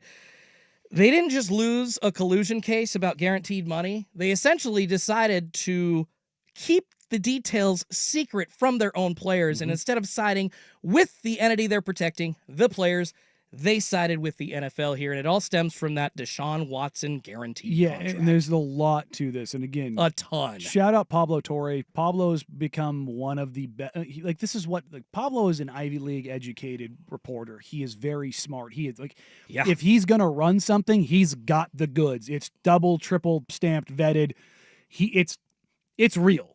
Remember the whole, on the mild side of things, what's Belichick's girlfriend? Jordan Hudson. Spells it just like I do. It's weird. But they were like, no, there's nothing there. And Pablo's like, no, dude, I got everything. I got receipts for all of it. 6 sources from the university. And then North Carolina just kind of like buttoned down the hatches, like, we're not going to do anything. We're going to be quiet about all this because he had the goods. And it's the same thing here. Him and Mike Florio. Yes. They had kind of a gentleman's agreement to chase this story and see who could kind of get to it first kind of a deal. Yeah. And Pablo ended up getting the documents first, but Florio gave him his flowers and I can vet and vouch for every single thing here. And this does stem from the Deshaun Watson case. And it wasn't necessarily, yes, technically the players union, quote unquote, lost, but the evidence for the collusion was there. But for whatever reason, the Board of Arbitration decided not to pursue it. Yeah. And then you start digging into it further, and one of the lead NFLPA negotiators is being paid by a private equity firm that has money in the NFL. Yeah. And it's like, oh, wait, what? And that was Don Van Natta. He had that, I believe, with ESPN, with yesterday or the day before. And everything here just screams run. Run. Yeah. Like, do not trust the NFLPA. Do not trust the NFL. Do not trust anything about this. And this is what we're talking about on the NBA side of things, like who you have in charge and who the reps you get. Don't go with the player that has cachet. Go with the person who knows what the hell they're doing. And if you don't have somebody that knows what the hell they're doing, get somebody that does. Because everything that is happening here as far as this NFL side of things is god-awful. Now, don't get me wrong. Deshaun Watson, that whole thing, what the Browns did was disgusting and gross, and how they manipulated every little part of that. But it also shows that ownership did, in fact, collude and say that we are never going to do this ever again. We are not going to allow this to happen ever again. Well, I need to, there are nitty-gritty details here. It wasn't quite found that ownership did that, but here's the rub, and this is, I'm going to try to explain it to everybody like we're all 5 years old, because like Danny said, there was a ton here. Essentially, Deshaun Watson got signed to that contract, right? And since then, there have not been contracts handed out to quarterbacks of that guaranteed level. Even Lamar Jackson, you're talking like 3 out of the 4 or 5 years guaranteed if you're a top-line quarterback, right? And that's not even close to what 220, 230 is. Maybe that's around 150 to 160. So essentially, the owners weren't found to collude, but there was findings and evidence in Don Van Natta's article from ESPN that was found that Roger Goodell, the commish, and the league's top lawyer, Jeff Pasht, urged team owners to avoid handing out guaranteed contracts. So the owners themselves were not found guilty of collusion here, but there was enough evidence. The legalese states that the owners were not guilty. Who does Roger Goodell work for? The league. The owners. Players, the owners. Well, technically the owners, you're right. And then essentially that's finding, the legal loophole that I could jump. Yeah, but then it gets even worse for the Players Association here. I just got to try to like lay this out because it is confusing. After it was found that Roger Goodell encouraged teams not to hand out guaranteed money, guess what the NFLPA did? Instead of telling that info to the players, they kept it secret. Yeah, instead of dropping that nuclear bomb and pissing them off as you rightfully should, and it doesn't feel good.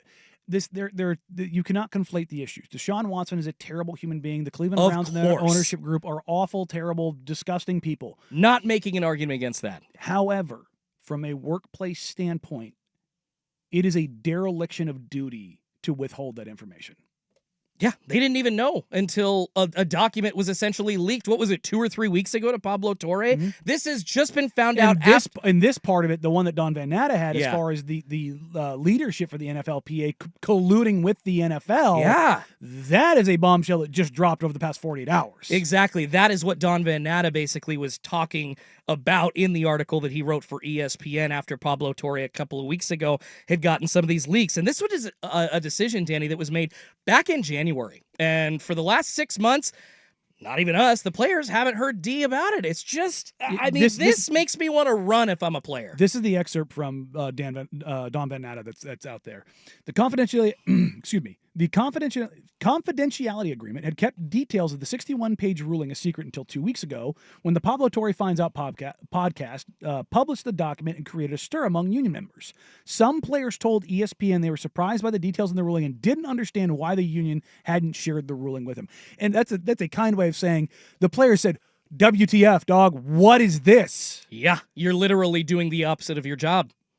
And then it comes to light that leadership is being paid by a group that has private equity invested in the NFL.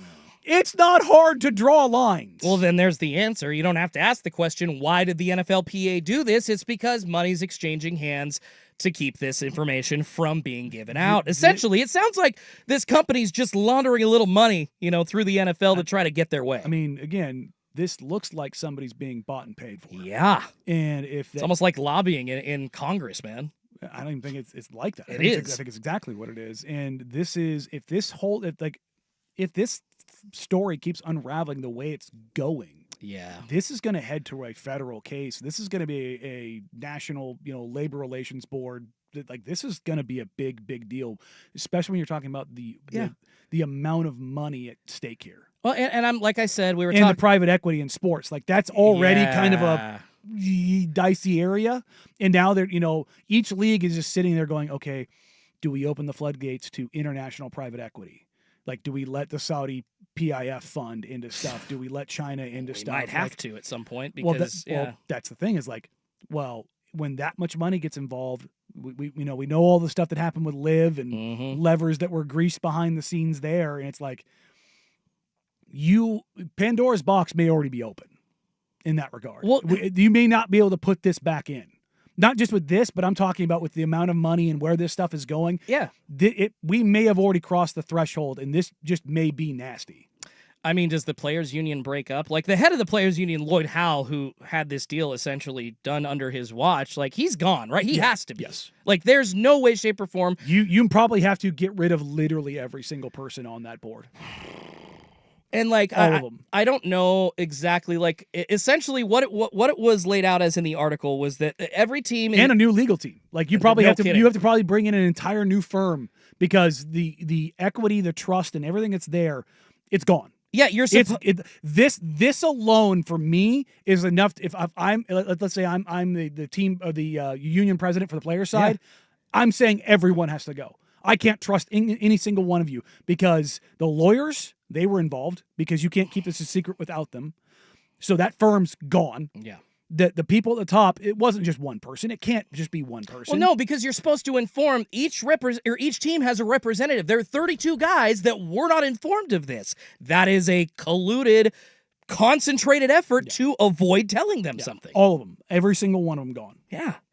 This is wacky. Like, I'm wondering, I know that the NFL skated by on the concussion thing, you know, as far as like federal implications or the government actually stepping in and making them do something. But Danny, I'm not sure the NFL is going to be able to skate by like they did with the concussion stuff here. It sounds like there's enough evidence already out there, and there's more reporting by guys like Pablo Torre, by Don Van Natta now. They'll keep digging where a congressional panel will probably come to fore, and then it comes, you know, did people in government and arms of government know about this? Like this has the potential to be an absolute bombshell. Not only to the NFL but to the sports landscape, because you'll start looking under the hood of every major sports league in the country. What do players do in negotiations now? They're bringing this up in every single contract negotiation until this is settled and possibly past that date. Like, hey, remember how y'all effed us before? Yeah, it's pay up. This is a dark place right now, and you're talking about Major League Baseball heading towards a work stoppage. Yeah, and if they're looking at this, they're going, yeah, we need, like they're looking at the current CBA and the NBA. They're looking at what's going on in the NFL, and they're looking at their stuff and going, we need to be bulletproof. Every NFL player should be pissed right now. Like they should be pissed at the league, at the union.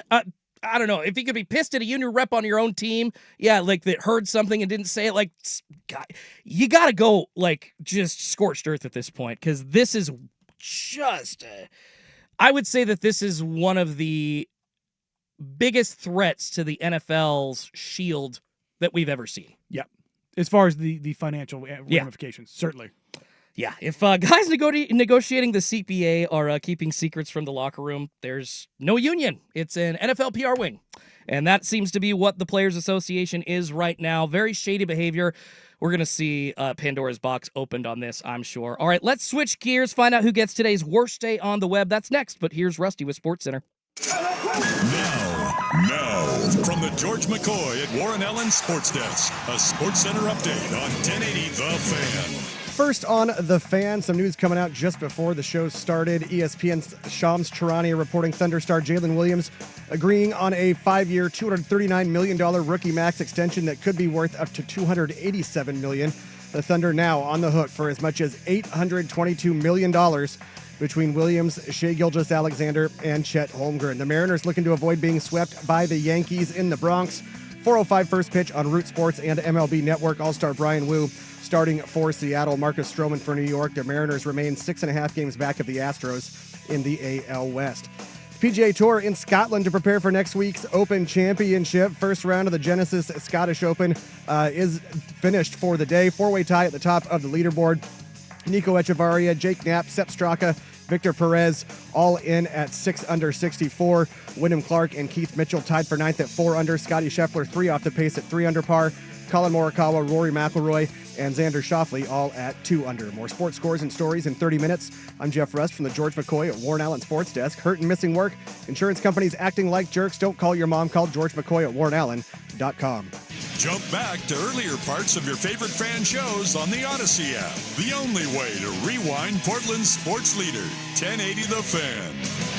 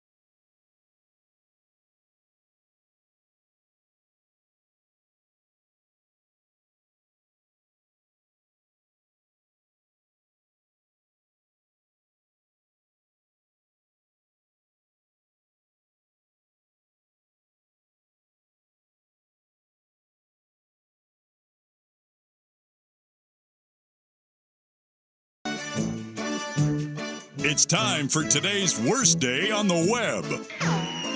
With Danny and Dusty on Odyssey and 1080 The Fan. Well, that sucks. All right, let's head to Minnesota, where Vikings linebacker Dallas Turner just got hit with a brutal reminder. If someone calls you and says they work at the bank, just hang up. Just don't take the call. Try to figure it out another way. Your bank will never call you. You No. never, ever, ever call a number that you get texted with that says they're the bank. No. Go to the internet, check the phone number for your bank, then manually input it yourself. Just do as much work as possible when it comes to your money to confirm you're paying who you actually think you are. So protective about this. I got a fraud indicator Yeah. from my bank. It like $100 charge. I clicked, yes, that's fraud. Mm-hmm.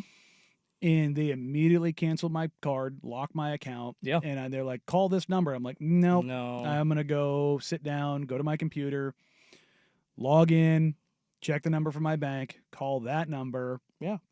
And then go through the whole process to send me a new card and all this. I'm very protective about this. I've mentioned this before. I had my identity stolen when I was overseas in Afghanistan. Somebody tried to buy a boat when I was on the other side of the planet. Jeez. I fought with a bank for 6 months. It cost me tens of thousands of dollars, of which I eventually got back. But Still stressful. It did. This is before, identity theft was a real big deal. This is in 2004. And it damaged my credit to a level that was just unbelievable. I'm sure. It took me 5 years of court to get that sorted out. And don't ever, if you get any notification ever, never click anything, never call anything, never do any of that. Go do it yourself. It will prevent any and all of this from ever happening. Well, Danny, the story that you've had, it sounds like you got scammed, out of thousands, maybe tens of thousands of dollars. Dallas Turner, he got scammed out of almost $250,000. Wow. It was essentially a fake bank calling him and pretending to be a rep at the bank, saying that, hey, guess what, bro? You need to protect your money. Transfer this because there's something happening with our accounts. So move this money into 2 secure business accounts for us, okay? Those accounts, Island Food Truck LLC and CNLFL LLC. So just a couple random companies, one a food truck. Turner walked into 2 actual Chase branches. So he went to the bank. He didn't just do this over the phone and wired $120,000 at each bank. Nobody at the bank helped him. He only realized that he had screwed up and been scammed after talking to a family member, Danny. So the police now have the case. They're investigating several suspects that have been identified. Only 1% of that money, $2,500, has been recovered so far.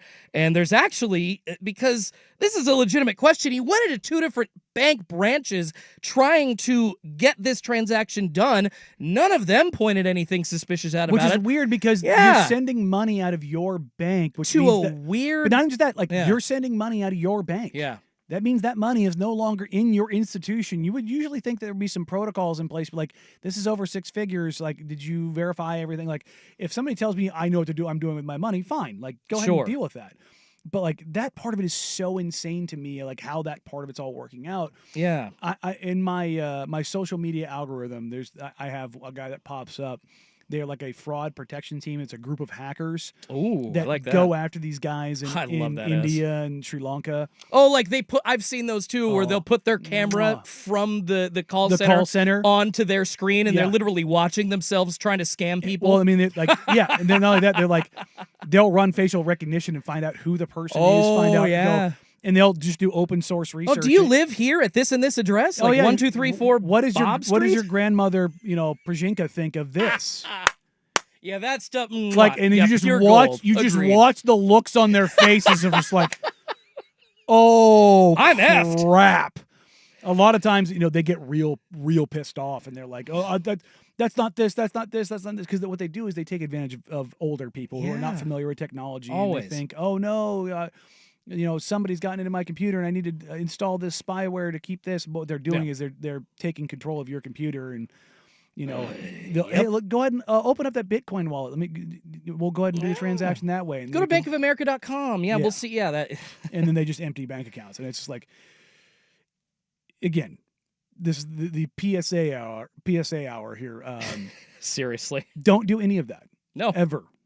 Yeah, there's always question everything with regards to money. Every single time. That's the weird thing about this case, Danny, is because he walked into 2 bank branches. There's actually questions by the police whether or not any bank employees might have been involved with this. I mean, because you talk about helping somebody, or at least helping your own institution, and saying, hey, yeah, this is $250,000 that's leaving our coffers. We should probably confirm this with the regional man or woman up there. Make sure it's okay.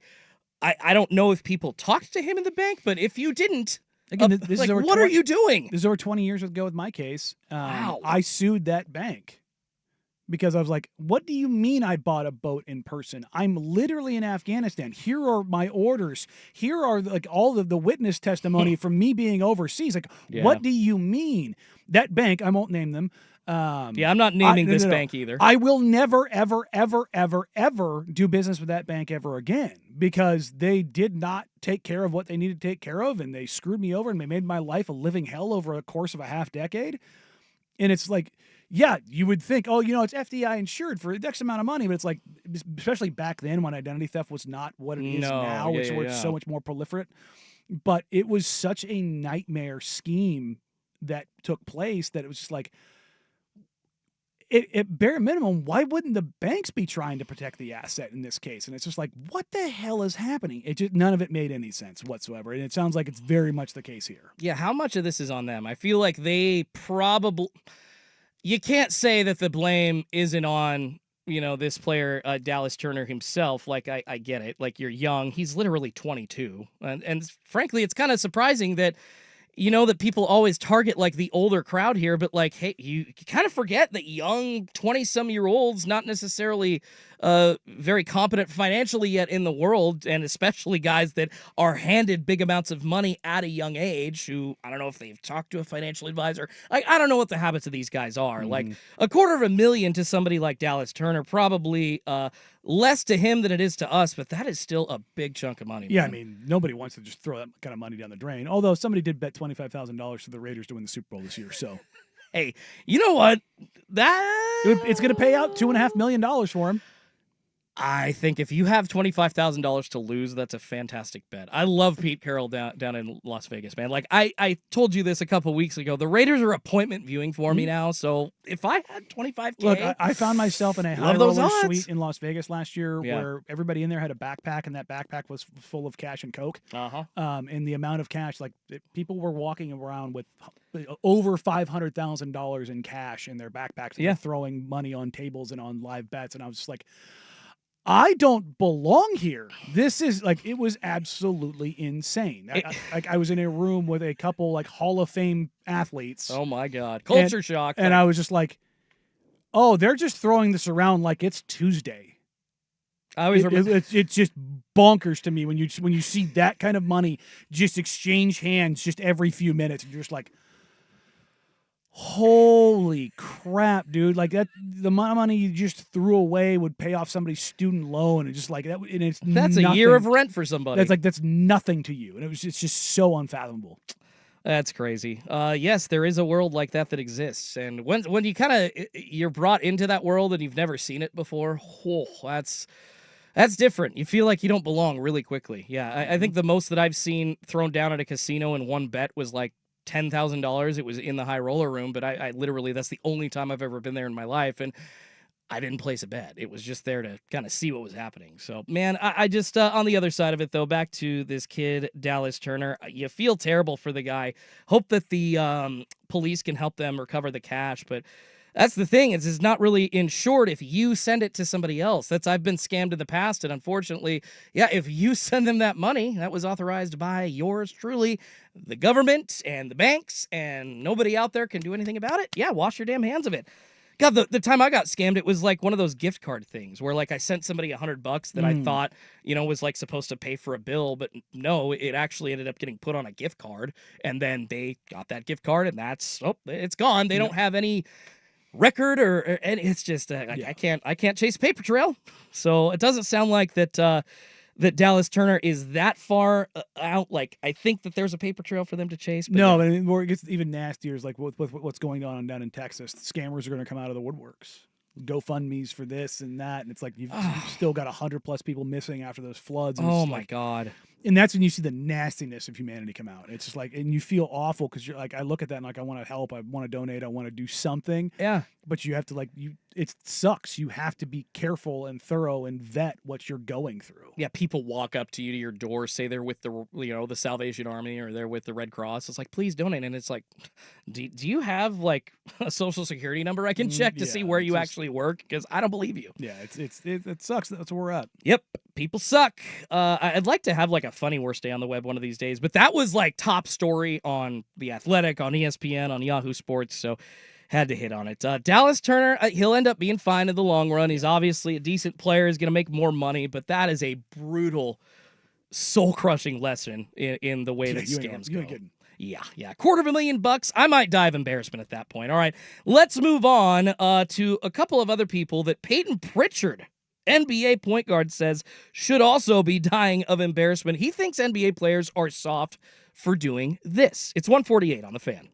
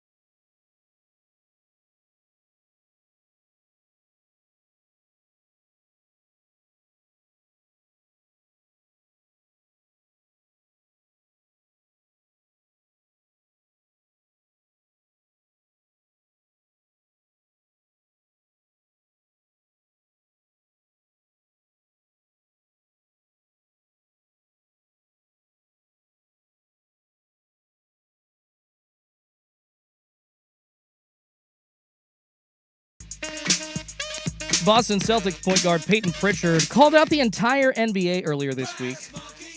He says if you're scared to take a half-court shot, you're soft. And you know what? I love that. I absolutely love that. I know it's been a bit, but of course... Well, we're also changing it now because we are. Well, the heave is now going to... Look, yeah. No, and this is the perfect... Look, so the reason why, and I do agree with Pritchard to in the general thought of this, okay? Yeah. I will use a Portland-centric example. Okay.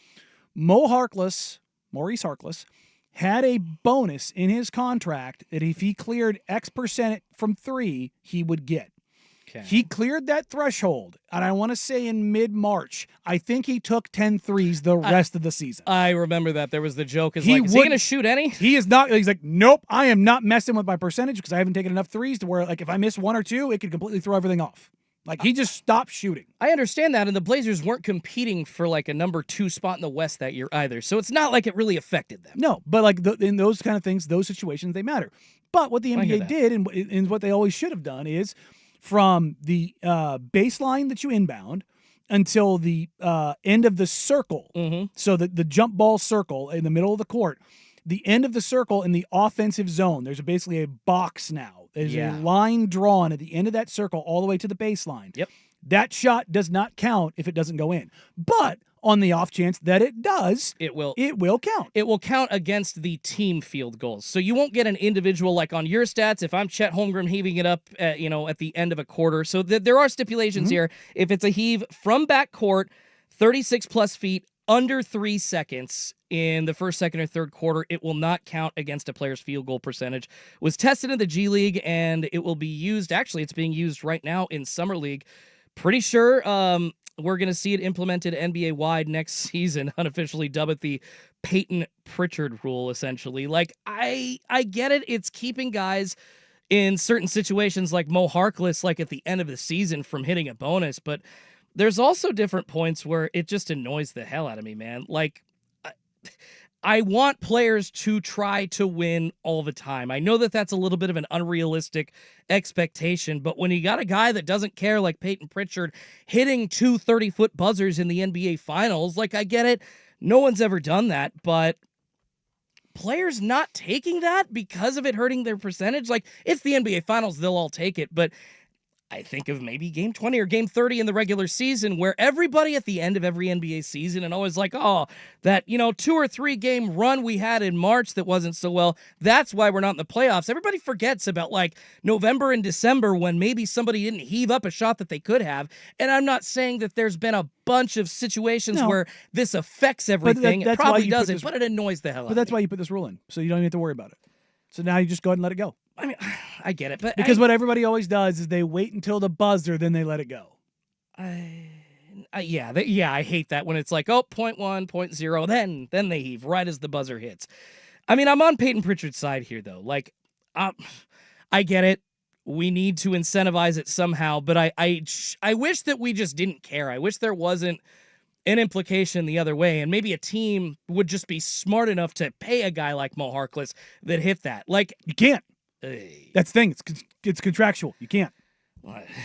Impermissible benefits. Haven't bonuses been paid out to players that didn't quite hit? Like, not in the NBA? No, I mean, not that I'm aware of. Okay. I feel like the thing is, like, it becomes impermissible benefits. That's where you get into the Kawhi Leonard getting a house and a helicopter with the Clippers and all the stories that come around that. Like, wait. But if it's a contractual bonus that's agreed upon, but if you don't hit it, then it's an impermissible benefit. That's why the bonus line is in there. You can't do something like Mike Leach getting the number of wins like taken down by 1 to put him on the all-time list. Like, there's different ways to handle this. Let me try to put this. I wish the league would find a way to discourage people from not taking them as opposed to... And that's kind of that's what they're doing. That's what they're doing now. Am I just kind of saying things different, but they're actually the same? That's what this is. With the heave rule, it's not going to impact you, so you can go ahead and take it. So it's not going to impact it, so it's no longer an issue. I just love dudes that don't care about the stat sheet, but it is. In the real world of NBA play 2025-26, like, it's beyond that. It's not just the stat sheet. It's money. We see this in the NFL. Like, a guy needs a catch, or a guy needs X amount of yards or receiving yards, or, hey, we're going to get a guy a touchdown here.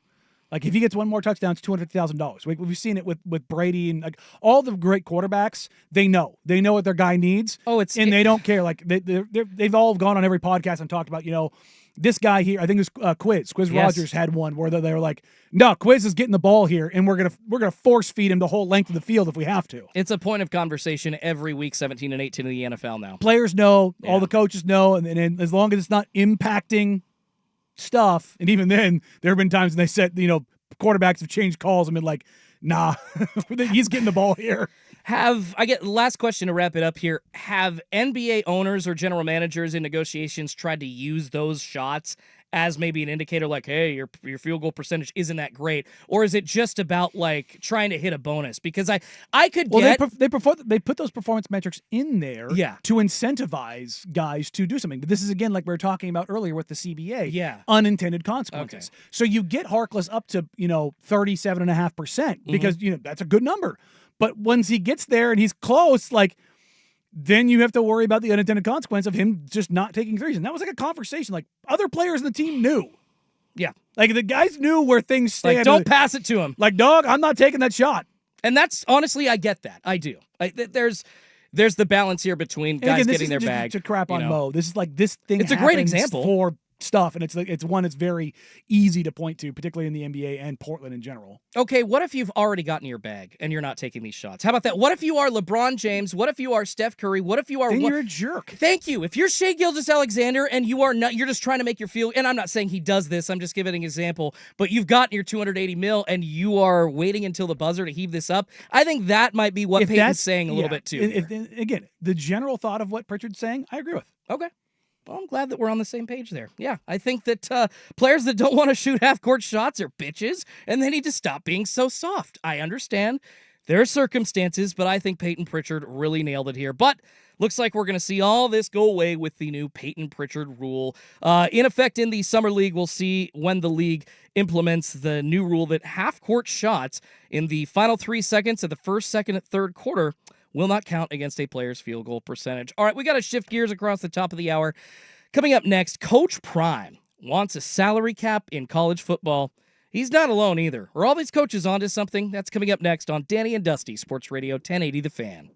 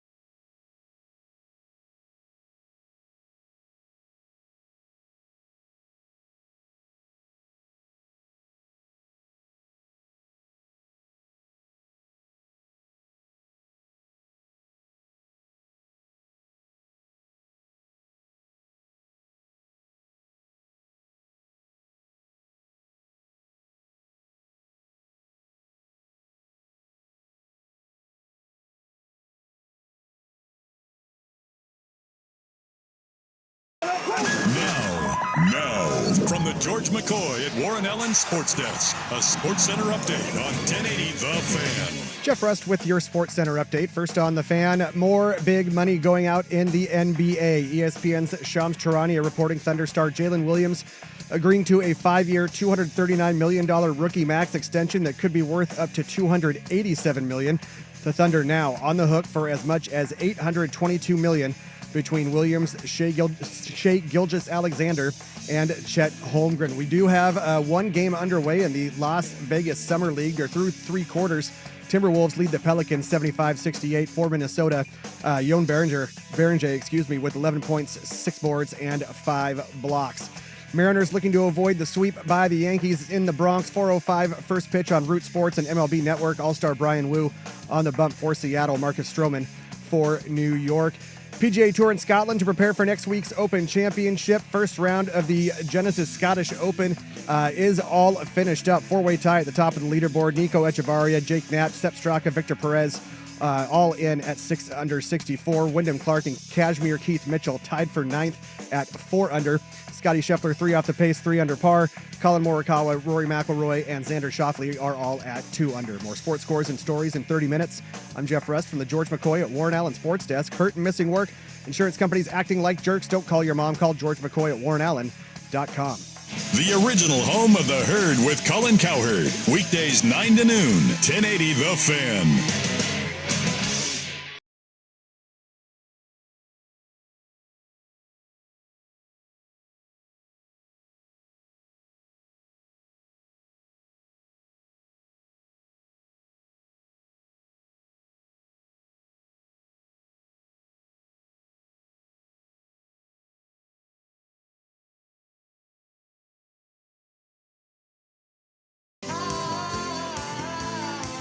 Hour number 3 on a Thursday.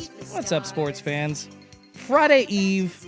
Nice day outside. Welcome on in. 1080 The Fan. Schulte in for Dusty. A Danny and Schulte edition here on Sports Radio. 1080 The Fan of Danny and Dusty. Rusty behind the glass, making us sound good. Danny cracking his energy drink. Means he's going to be fired up here this hour, right? Get some more caffeine in you, brother? No, I'm just getting my daily dose. Yeah, I've got a big one. I got an extra shot in my Dutch every day, so there is a certain amount of caffeine that I absolutely need to get to. Although, if I get even a tiny bit over that, I just become a shaky mess. It's weird. Nah, that's not my problem. My heart just goes burr all the time. Although I did cut down from 3 to 2 energy drinks during the show. That is smart. So, as you can tell, not a lot of excitement in my voice. Just it's pretty much a stable baseline of caffeine and nicotine. It's like if you don't have this, it's going to be like, yo. Yeah, I mean, Blazers. it is what it is. I'll be at like, summer it's, league. you know. F off. Yeah, I mean, tomorrow morning I won't be cracking energy drink. It'll be a bottle of, well, it's only a 2-hour flight. It won't be a bottle of the little, not a whole bottle, the little teeny tiny bottles. Nips. Well, yeah, you know, the NyQuil sleep stuff, Exactly. sleep aid. I just get bloop. Oh no! You're going NyQuil. I was literally talking alcohol, like a nip of alcohol. No. It's too short of a flight, and I mean, It's Vegas, bro. Not only that, it's in the morning. And when I get off the Bloody plane. Mary it up. No, I'm not a Bloody Mary guy. You aren't. No, Too no. short of a flight. I remember one time I was flying from here to Boise. I told the flight attendant I was going to visit the in-laws. She came and dropped off 6 mini bottles of Tito's and said, "Here, you're going to need these for this flight." Yeah. Well, I mean, Rusty, you got lucky. 45-minute flight. yeah. I You mean, got lucky with a good flight attendant there, buddy. here's the thing: is like, you know, I'm not averse to drinking on a plane or anything along those lines, but Yeah. I'm doing it early in the morning. And I've got the whole day in Vegas, and like if you've never been to Vegas in the summer, like even in being inside, stepping outside for any period of time just zaps it out of you, and it's just going to be a really, really, really long day tomorrow because the Blazers don't play until night. Their last game tomorrow night. So I'm getting in there early. I'm going to go check in, go hang out with some folks, go meet up with some people, and have shoot around before the game, and then the game's at night.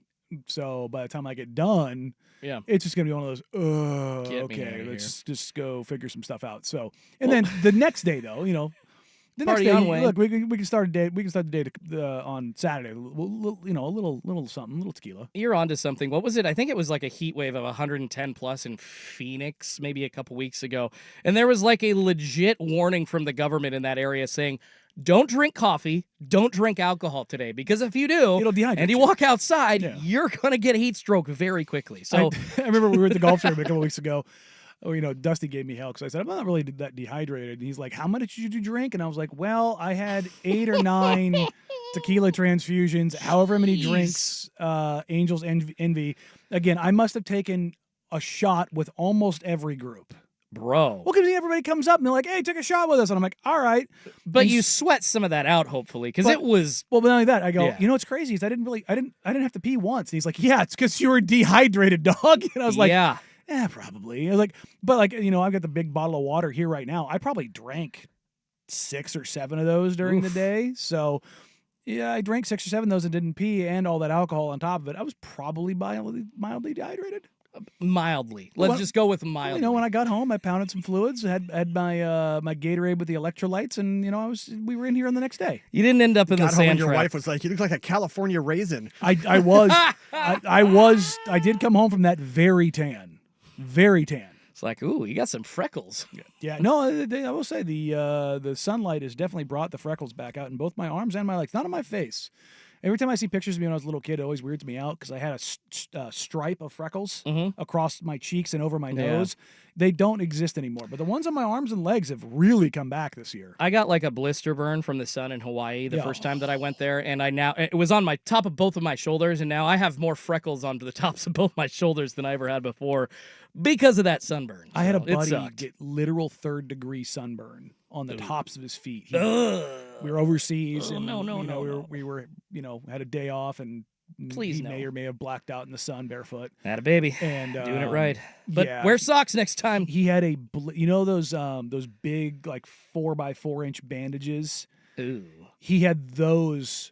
That was the size of each blister. What? It was a blister that took over the entire top of his foot. It was so gnarly looking. I was Cut like, my foot off at that point, bro. And It's like, speaking, nah. speaking of getting in trouble in the military, he did get hit with an Article 15, which Article 15, for those that are not aware, is whatever they want it to be. That's like anything that's not in the UCMJ, they can just go, The coverall, This is what gotcha. we're going to put it into. So he got what's called NJP'd, a non-judicial punishment, got hit with an Article 15. And as I because mentioned, of him falling asleep? well, no, because of him damaging government property. Oh. He burned his feet. So he wasn't able to work. Oh, my God. And if you were listening the day when I mentioned one of the worst punishments you can get while you're deployed is burning the crapper poop, Yep. he did that duty for 2 weeks. On his very, very sunburned feet. Yep.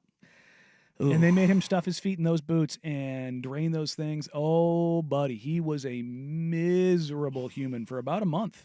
So, Well, somewhere else where you can get sunburned Mm. feet, that would be down in Dallas, Texas, where they are holding at Cowboys Stadium Big 12 Media Day this Mm. week. Been very interesting, Danny, and a lot coming out of Big 12 Media Day. A cast of characters when it comes to coaches out of the Big 12. You got Joe McGuire at Texas Tech, of course, Coach Prime at Colorado, Mike Gundy, one of my favorites, at Oklahoma State, and actually big comments that are making the rounds by Coach Prime that we've got to talk about. Would a salary cap even out the competitive landscape in college football? Coach Prime certainly thinks so. Here's what he had to say at Big 12 Media Day. How do you believe NIL should be guardrailed now, especially with the revenue sharing? I wish it was a cap. Like the top of the line player makes this, and if you're not that type of guy, you're not going to make that. That's what the NFL does. So the problem is you got a guy that's not that darn good, but he could go to another school and they give him $500,000, and you can't compete with that. That don't make sense. And you're talking about equality, not equality, like equal. I guess so, equality. And all you have to do is look at the playoffs and see what those teams spent. And you understand darn near why they're in the playoffs. It's kind of hard to compete with somebody who's giving $25, $30 million to a darn freshman class. Right. It's crazy. We're not complaining because all these coaches up here can coach their butts off and give them the right opportunity with the right players and play here and there, you'll be there. But it's what's going on right now don't make sense. And we want to say stuff, but we're trying to be professional. But you're going to see the same teams darn near at the end and with somebody who sneaks up in there. But the team that pays the most is going to be there in the end. Yeah, Danny, basically addressing the possible need for a salary cap in college football. I think he's absolutely right. This issue that he's bringing up here in that clip at Big 12 Media Day, it's kind of what college football was trying to fix with the new revenue sharing model, NIL, all the money moving above of which board. is a complete and utter disaster. We've got reports from multiple collectives around the country saying every single deal that is backed by the collective, the new system they have in place called NIL Go, is denying everything. And what you are seeing today is lawsuits being built. Yeah. Just by the mountaintop. Look, if you want to talk salary cap in college sports, and look, Prime's a guy who I think gets it in the sense of like guys getting paid. I don't think he's one of those people like, oh, college athletes shouldn't get paid, blah, blah, blah. I don't think he's saying that at all. And I don't think he's saying this from a negative place. I think the part where he says, there's things we want to be professional about, what he's saying, at least to me, is you're seeing kids get money that they don't deserve. Yeah. I think that's what he's talking about. Like some freshman who's never been on the field is getting $5 million, Bryce Underwood is getting $7 million to go to Michigan. Like, not worth that. He hasn't shown that. No. And it's what you saw in the NFL when those rookie scale deals got pushed all the way back. Like, why are rookies getting paid more than guys that are veterans in the league? That doesn't make any sense. And I want these guys to get paid. We talked about the payouts this year are $2.85 billion in NIL just this year alone. That tells you the how much money's involved in this. We need to get to the super conference. When we get to the super conference, you have those 40 teams, and you can set a salary cap. But the salary cap can't just be an an arbitrational salary cap. It has to be something that is rooted in fact, in numbers.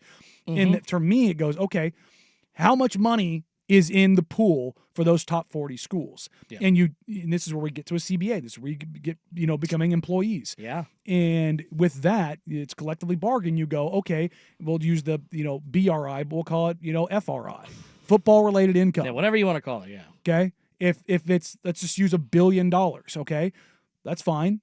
Let's say it's $1 billion that goes into this pool every year. And again, I'm just using this as a round number. And the athletes are entitled to 51%. That means, $510 million is how much is spread around 40 schools. In those 40 schools, there is a cap that you get put under. But it has to be rooted in how much money is totally available. Yeah. Which means everyone coming to the same conclusion and operating under the same sets of rules. If the money is obscene, so be it. But everybody needs to be operating on the same set of standards. But if you're going to operate on those sets of standards, you have to be willing to partake in that, which means you have to commit X amount of financial, dollars to this situation. Well, that's where I ultimately just end up with this stuff over and over and over again. Well, I think that you're onto something, but the caveat with this, and Yahoo Sports' Ross Dellinger wrote a fantastic article on this. The caveat with this is all the front loading that rich teams were able to do, giving players maybe some NIL deals that they didn't that they didn't deserve before July 1st when everything started to change legally. But even with that, who's to say what you deserve? Well, no, the market is the market is the market. But if you have a cap, then the deserve, what you quote unquote deserve, changes. And Coach Prime is addressing, I think there was another clip where he talked about Joe McGuire at Texas Tech. Mm-hmm. They got the same amount, $20.5 million revenue sharing wise for a salary cap. Well, not a salary cap, but what you are allowed to spend on players salary wise. Every single school in FBS has the same level, but then guys like Texas Tech or schools like Oregon, schools like LSU, Alabama, they can load up all these deals. And I'm not saying that players are worth that, but that's kind of what Coach Prime is talking about. The issue here is that now with the switch over to players getting paid directly from schools, the confusion along with NIL deals still possibly being done, along with the front loading of all these NIL deals that are already done, maybe with cash being given to guys that didn't necessarily deserve it. How is that going to affect the competitive landscape going forward? I don't think you can compete when a 3-star that he brings up a guy getting $500,000 from a booster collective before he signs, that it's obvious that more likely than not, he ain't going to be worth that. But what you're worth is what anybody's willing to pay you. Yeah. That's the open market principle. But if you're putting the box around it of the salary cap, then that changes the quote unquote worth level and what you can be capped out at. But that also has to pertain to how much money is available. Yeah. And if everybody's operating on in the same pool, that everybody had. Like then you move the sliders around for what you think is appropriate. And somebody else on the fan text line brings up a great question. If this happens in college football, imagine the massive advantage Florida and Texas schools will have because of taxes. Exactly. And I'm telling you right now, this has got to scare the crap, or it should, for Washington, Oregon, and California schools, because if you're competing with the South with your tax brackets, you can't even come close. Well, and in this new world of like these NIL deals, they're supposed to be above board, but like it never will fully be. But no, we're seeing a world where we're possibly going, like I said, back to where it was before, where money was under the table, and we've got this system, quote unquote, in place where now players are able to get paid, but they're going to get paid beyond that. And I wonder what the long-term effect, especially Yahoo Sports' Ross Dellinger asked this question, the long-term effect of front-loading as this transition happens, like, isn't that going to backfire? Aren't guys that are getting, $7 million and not worth it going to be expecting the same amount of money? Or, in another case, how high will salaries climb if you want to give one guy $10 million and you find a way to do it outside of the bounds of the rules? Is there a way to actually stop that? Probably not. Yikes. To be honest, like that's the thing is like, but what you end up doing is you make the punishment so punitive that you don't. I mean, right now though there is no punishment. Kenny Dillingham, ASU at Big 12 Media Day, said coaches don't even know what's allowed right now. I mean, we're essentially dealing with the NIL. It's why I'm trying to figure out why we're not skipping the steps, but why we're doing this. Like, I guess they want to have the case law. I guess that's what they want, is they want the case law to set the framework and the ramifications for those that don't abide by it. But it's just delaying the inevitable of where we're going with this. Well, and speaking of Texas and Florida, I already brought up Texas Tech spending $30 million more than the $20.5 million that just you're think about it. allocated. Texas Tech, no TCU, taxes. SMU, like just go down the list. It's less money than Oregon's $30 million to spend. Yeah, frankly. And then you go to Florida. You have Florida State, Miami, UCF. Like they will have built-in advantages, and it's like there's currently a bill being put together that, on Capitol Hill right now that is going to try to put limits around these things to keep state NIL law from being able to trump national law. Like they're trying to get a national law framework in place so states down there can't try to go down this path. Well, aren't kids in high school even getting paid? I read in this article by Ross Dellinger that $20,000 a month is being paid to some high school kids playing still because they're in an under-the-table agreement that they will, there's some that are above board. Well, yeah, but there was a story today. Mikhail Brown Jr., who's going to Louisville. He's a top prospect in college basketball.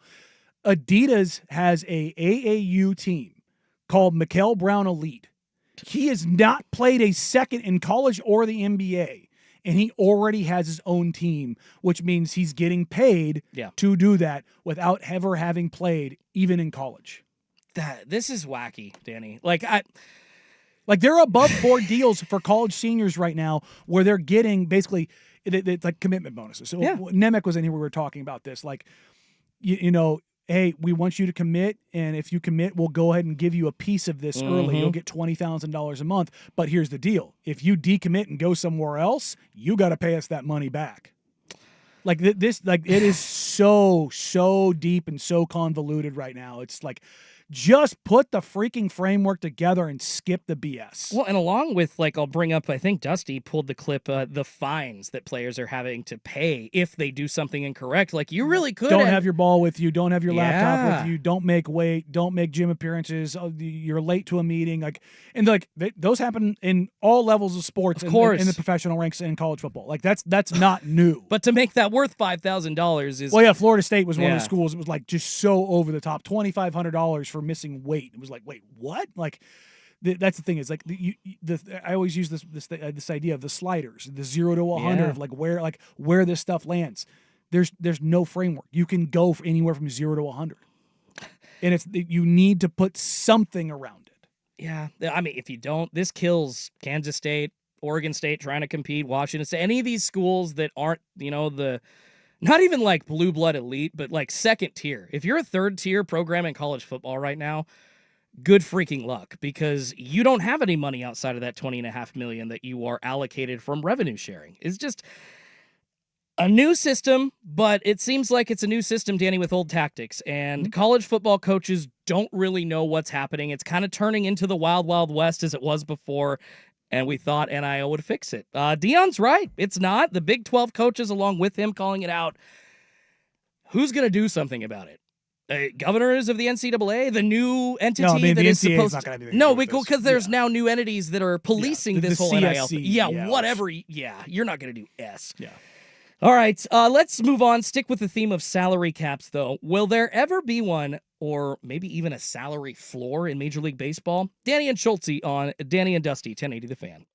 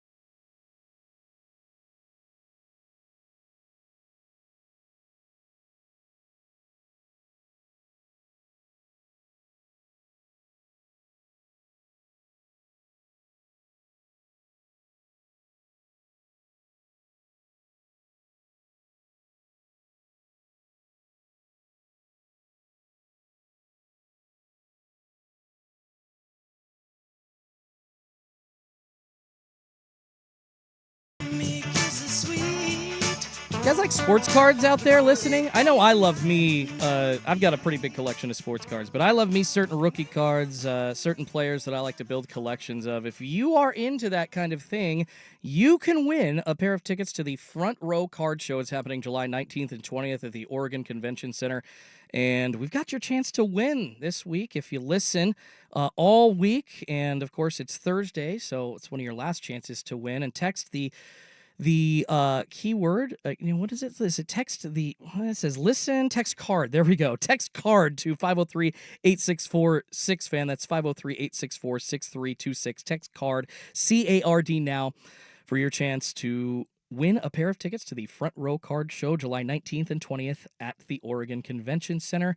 Head to 1080thefan.com for complete details. That is card. Sorry that I cannot read, but that sounds fun. I'm actually going to be there with my dad. He's got a couple of collections, Topps Chrome set-wise he needs to finish. I'm on the hunt for some Ichiro stuff. People have been looking at like Cal Raleigh items online. I've noticed a lot more lately. I see eBay sold auctions happening a lot more often. Seems like as soon as he started hitting bombs, people started buying Cal Raleigh rookie Little cards. market fluctuations. It's kind of how it works, right? That's just the way that, especially the sports card game goes, man. Although I will say baseball seems to be the best chance to make your money back. I lost so much cash on all the LaMelo Ball cards that I invested in during his rookie year. I'm still not too happy about that. Ugh. All right, we got to get out to break. Let's get to the Major League Baseball possibility of a salary floor or a salary cap. Wondering if that conversation is going to force a lockout coming up in MLB. We'll get to that. But first, Rusty with SportsCenter. Now, from the George McCoy at Warren Allen Sports Desk, a SportsCenter update on 1080 The Fan. This update brought to you by 808 Hawaiian Restaurant. Mixed plates like Grandma used to make. If your grandma were from the Big Island, Woodstock, Burnside, Beaverton, or online at ate-oh-ate.com. First on The Fan, big money going out in the NBA again. ESPN Shams Charania reporting Thunderstar Jalen Williams agreeing to a 5-year, $239 million rookie max extension that could be worth up to $287 million. The Thunder now on the hook for as much as $822 million between just Williams, Shai Gilgeous-Alexander, and Chet Holmgren. Las Vegas Summer League play is underway. They're nearing the end of regulation at the Thomas and Mack Center. Timberwolves with a 94-88 lead over the Pelicans. Yon Berenger with 11 points, 8 boards, and 6 blocks in that one. And they're nearing the end of the first quarter at Cox Pavilion. The Cavaliers with a 34-25 lead over the Pacers. Mariners looking to avoid the sweep by the Yankees in the Bronx. 4:05 first pitch on Root Sports and MLB Network. All-star Brian Wu on the bump for Seattle. Marcus Stroman for New York. And over across the pond, women's semifinals at Wimbledon. American Amanda Anisimova upsets number 1 seed Arina Sabalenka 6-4, 4-6, 6-4.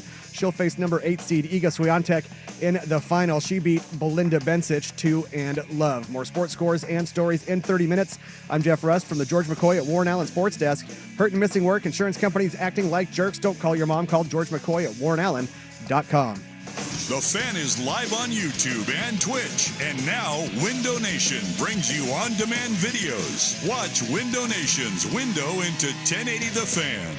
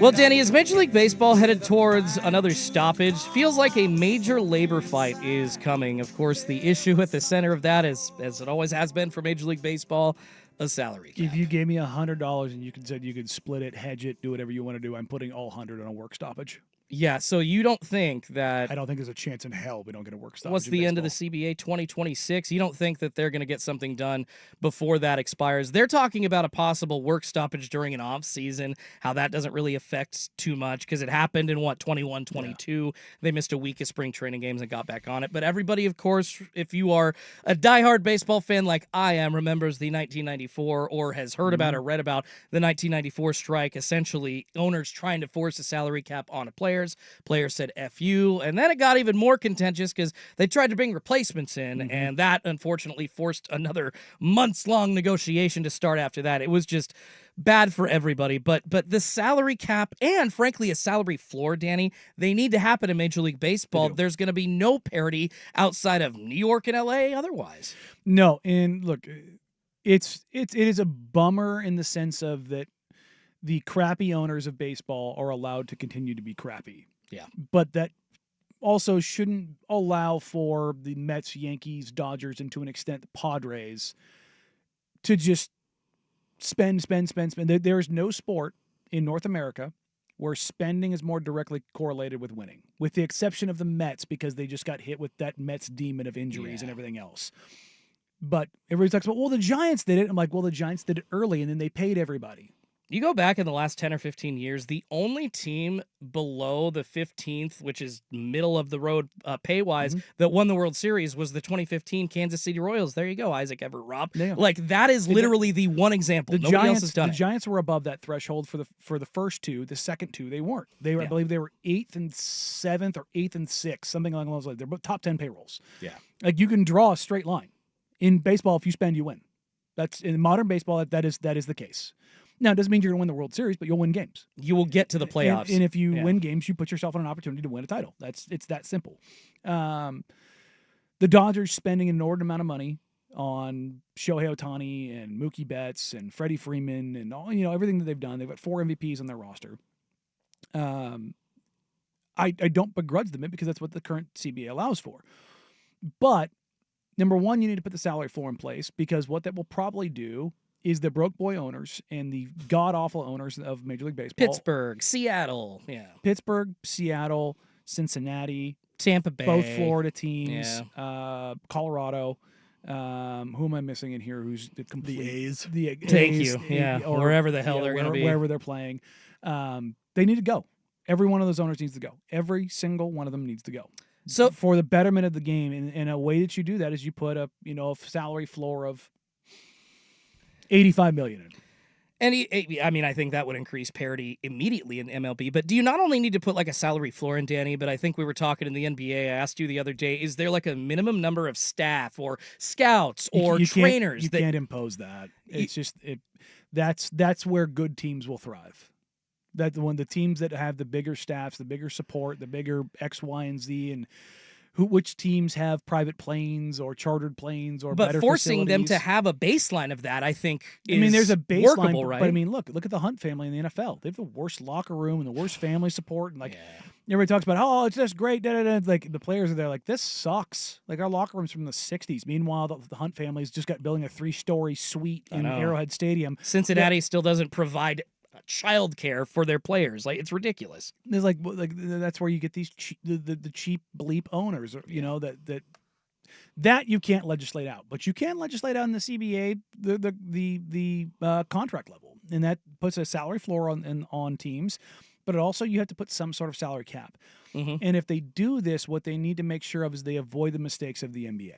The NBA in this current CBA is currently punishing teams like the Warriors, like the Clippers, like the Nuggets, teams that were like making real dyed-in-the-wool, like the Celtics, dyed-in-the-wool like title runs because they were just going to spend the Suns. They were going for title runs, and they were just going to spend their way to it. Well, so they signed these deals, and now those deals that were signed under the old CBA are so prohibitive and so damaging that you can't do anything with them. The Nuggets had to move a 2032 unprotected pick to get off of Michael Porter Jr. Like that's a very valuable asset. The Clippers, you know what's nuts about the Clippers? Since Kawhi and PG got there, do you know where they rank in the NBA in total wins? Take a wild guess. What, like 10th, 11th? Rust, where do you think the Clippers land since they got Kawhi Leonard and Paul George in total wins over that period? Let's go with 7th. So slightly. 4th. Wow. Man. Despite the injuries and all the stuff that is around them, what the Clippers and Ballmer have done should be considered a success. Yeah. They went out and they got dudes. They built a team. They have been snake bitten by injuries and stupidity. No, and that's why it hasn't paid off till recently. But yeah. Especially when you're talking about the history of the Clippers, this has been the most successful run the Clippers have ever had. Yeah. And that's because of Ballmer. And when you get ownership in there that is prepared to do what is necessary to win, it is good for the game. But the other NBA owners looked around and said, well, we number one, we don't have Ballmer money. Number two, we don't want to spend like Ballmer, so we have to put in this new CBA that's going to be prohibitive. In baseball, if they do that, they will damage their biggest brands. Because you can't say, well, hey, you gave Shohei Ohtani $700 million, and you know what? Tough luck. You cannot damage the Dodgers, the Yankees, the Mets, the Cubs. You can't. I'd say the Cardinals, but the Cardinals, they're a family-run business that doesn't spend that kind of money. Yeah. But you cannot damage your historic institutions. You have the head of the Players Association, Bruce Myers, saying that like it's the Dodgers' fault that the Pirates aren't spending money. It's like that's out of left field, and it goes literally against what you just said. It's like, how is it their fault? It's still a choice. You could spend money and build around Paul Skeens and be a very, very look at where the Pirates are at and Paul Skeens starts. Dusty and I talked about this. Yeah. He had an average run support of 4, which the average run scored in the game right now is 4.25 or 4.26, whatever it was. He would be 29-1 in his career starts. Jeez. That's like, apply that number to Felix Hernandez during his career, he'd probably be a 250 game freaking winner. Yeah. And again, you're not saying I need the best offense in baseball. You're saying I need a league average run support in baseball. League average. So this whole idea of like, well, you need to spend like the Dodgers do. You don't need to spend like the Dodgers, but you do need to spend real money. Yes. That's the thing. And like, it doesn't mean that you have to spend to the very top, because you've seen teams, again, like my Cardinals. They have been they have the second most World Series wins in baseball history. They have never been a team that has spent inordinately. Now, did they spend on Pujols? Did they spend on Molina? Did they spend on Matt Holliday? Did they spend on Scott Rowland? Did they spend on those guys? Yeah, but you can develop if you do it the right way. Hell, the Astros. They took Dusty's talked about the shortcut through hell. Their farm system, that when they won titles, it was because, they brought in a guy here or there, but it's because their farm system was loaded. Identified the right guys. Homegrown talent won that way. You can do, those Cardinals teams, Chris Carpenter, Albert Pujols, Yadi Molina, all 3 came through their system.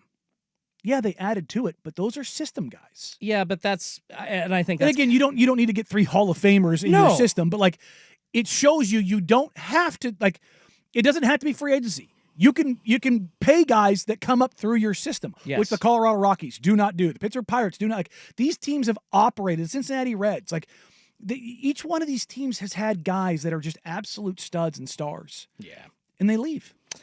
Because their teams are too cheap. And that's the problem with like a Seattle Mariners organization or a Pittsburgh Pirates organization, is essentially you're not even spending, the ancillary amounts of money, bringing in like not an elite piece, but like I was talking, all off season about how the Mariners just needed to bring in like an okay bat or two, like fill up the damn lineup with somebody that's professional, but without a floor, they don't have to do that. And obviously MLB is still the only big sport or all the major 3 sports, 4 technically if you count the NHL, without a salary cap. And the NHL, they got their CBA done ahead of schedule. Yes, they did. And that is a great example to look at. And not only, because the NHL has guaranteed money, just like the NBA and MLB do, right? Look, it's significantly less money. But it's guaranteed. But I will also say the NHL is in the best space it's probably been in maybe ever. Oh, yeah. Well, the distribution on ESPN and ESPN Plus, like, that's huge. How they take care of the game and what they're doing with the game and how they're prioritizing it and the things that they're doing. And Major League Baseball is in the same space, but that's also why they're looking at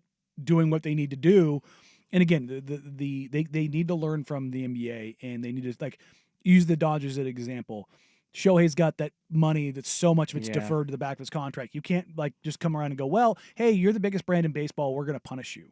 No, you can't do that. You have to allow for a smoothing period and basically give a grace period to these organizations that were spending, because otherwise you're going to damage the biggest brands in baseball, and all of the grace and capital and returns that you've got from growing the game and bringing the game back and making it more exciting are gone. Man, I hope we're not headed for another lockout, Danny, but yeah, it kind of seems like it. Both sides just need to sack up here and figure it out. Stop using the threat of stopping negotiations as a negotiation tactic. Like, just guess what? Except there's going to be a salary cap. Look at the NBA. You will still have guaranteed money. You bunch of greedy jerks. All right, we'll finish it up here coming up next on The Fan.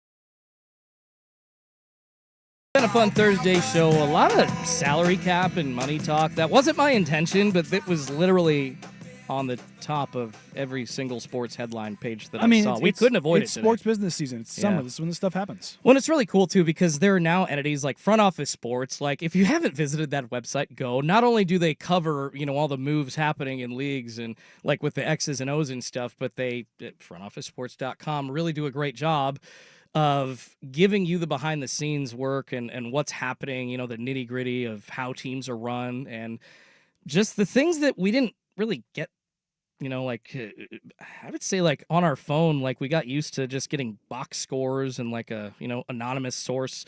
But now we can get that kind of info, like sent right to us. Like, yes, please, inject it into my veins.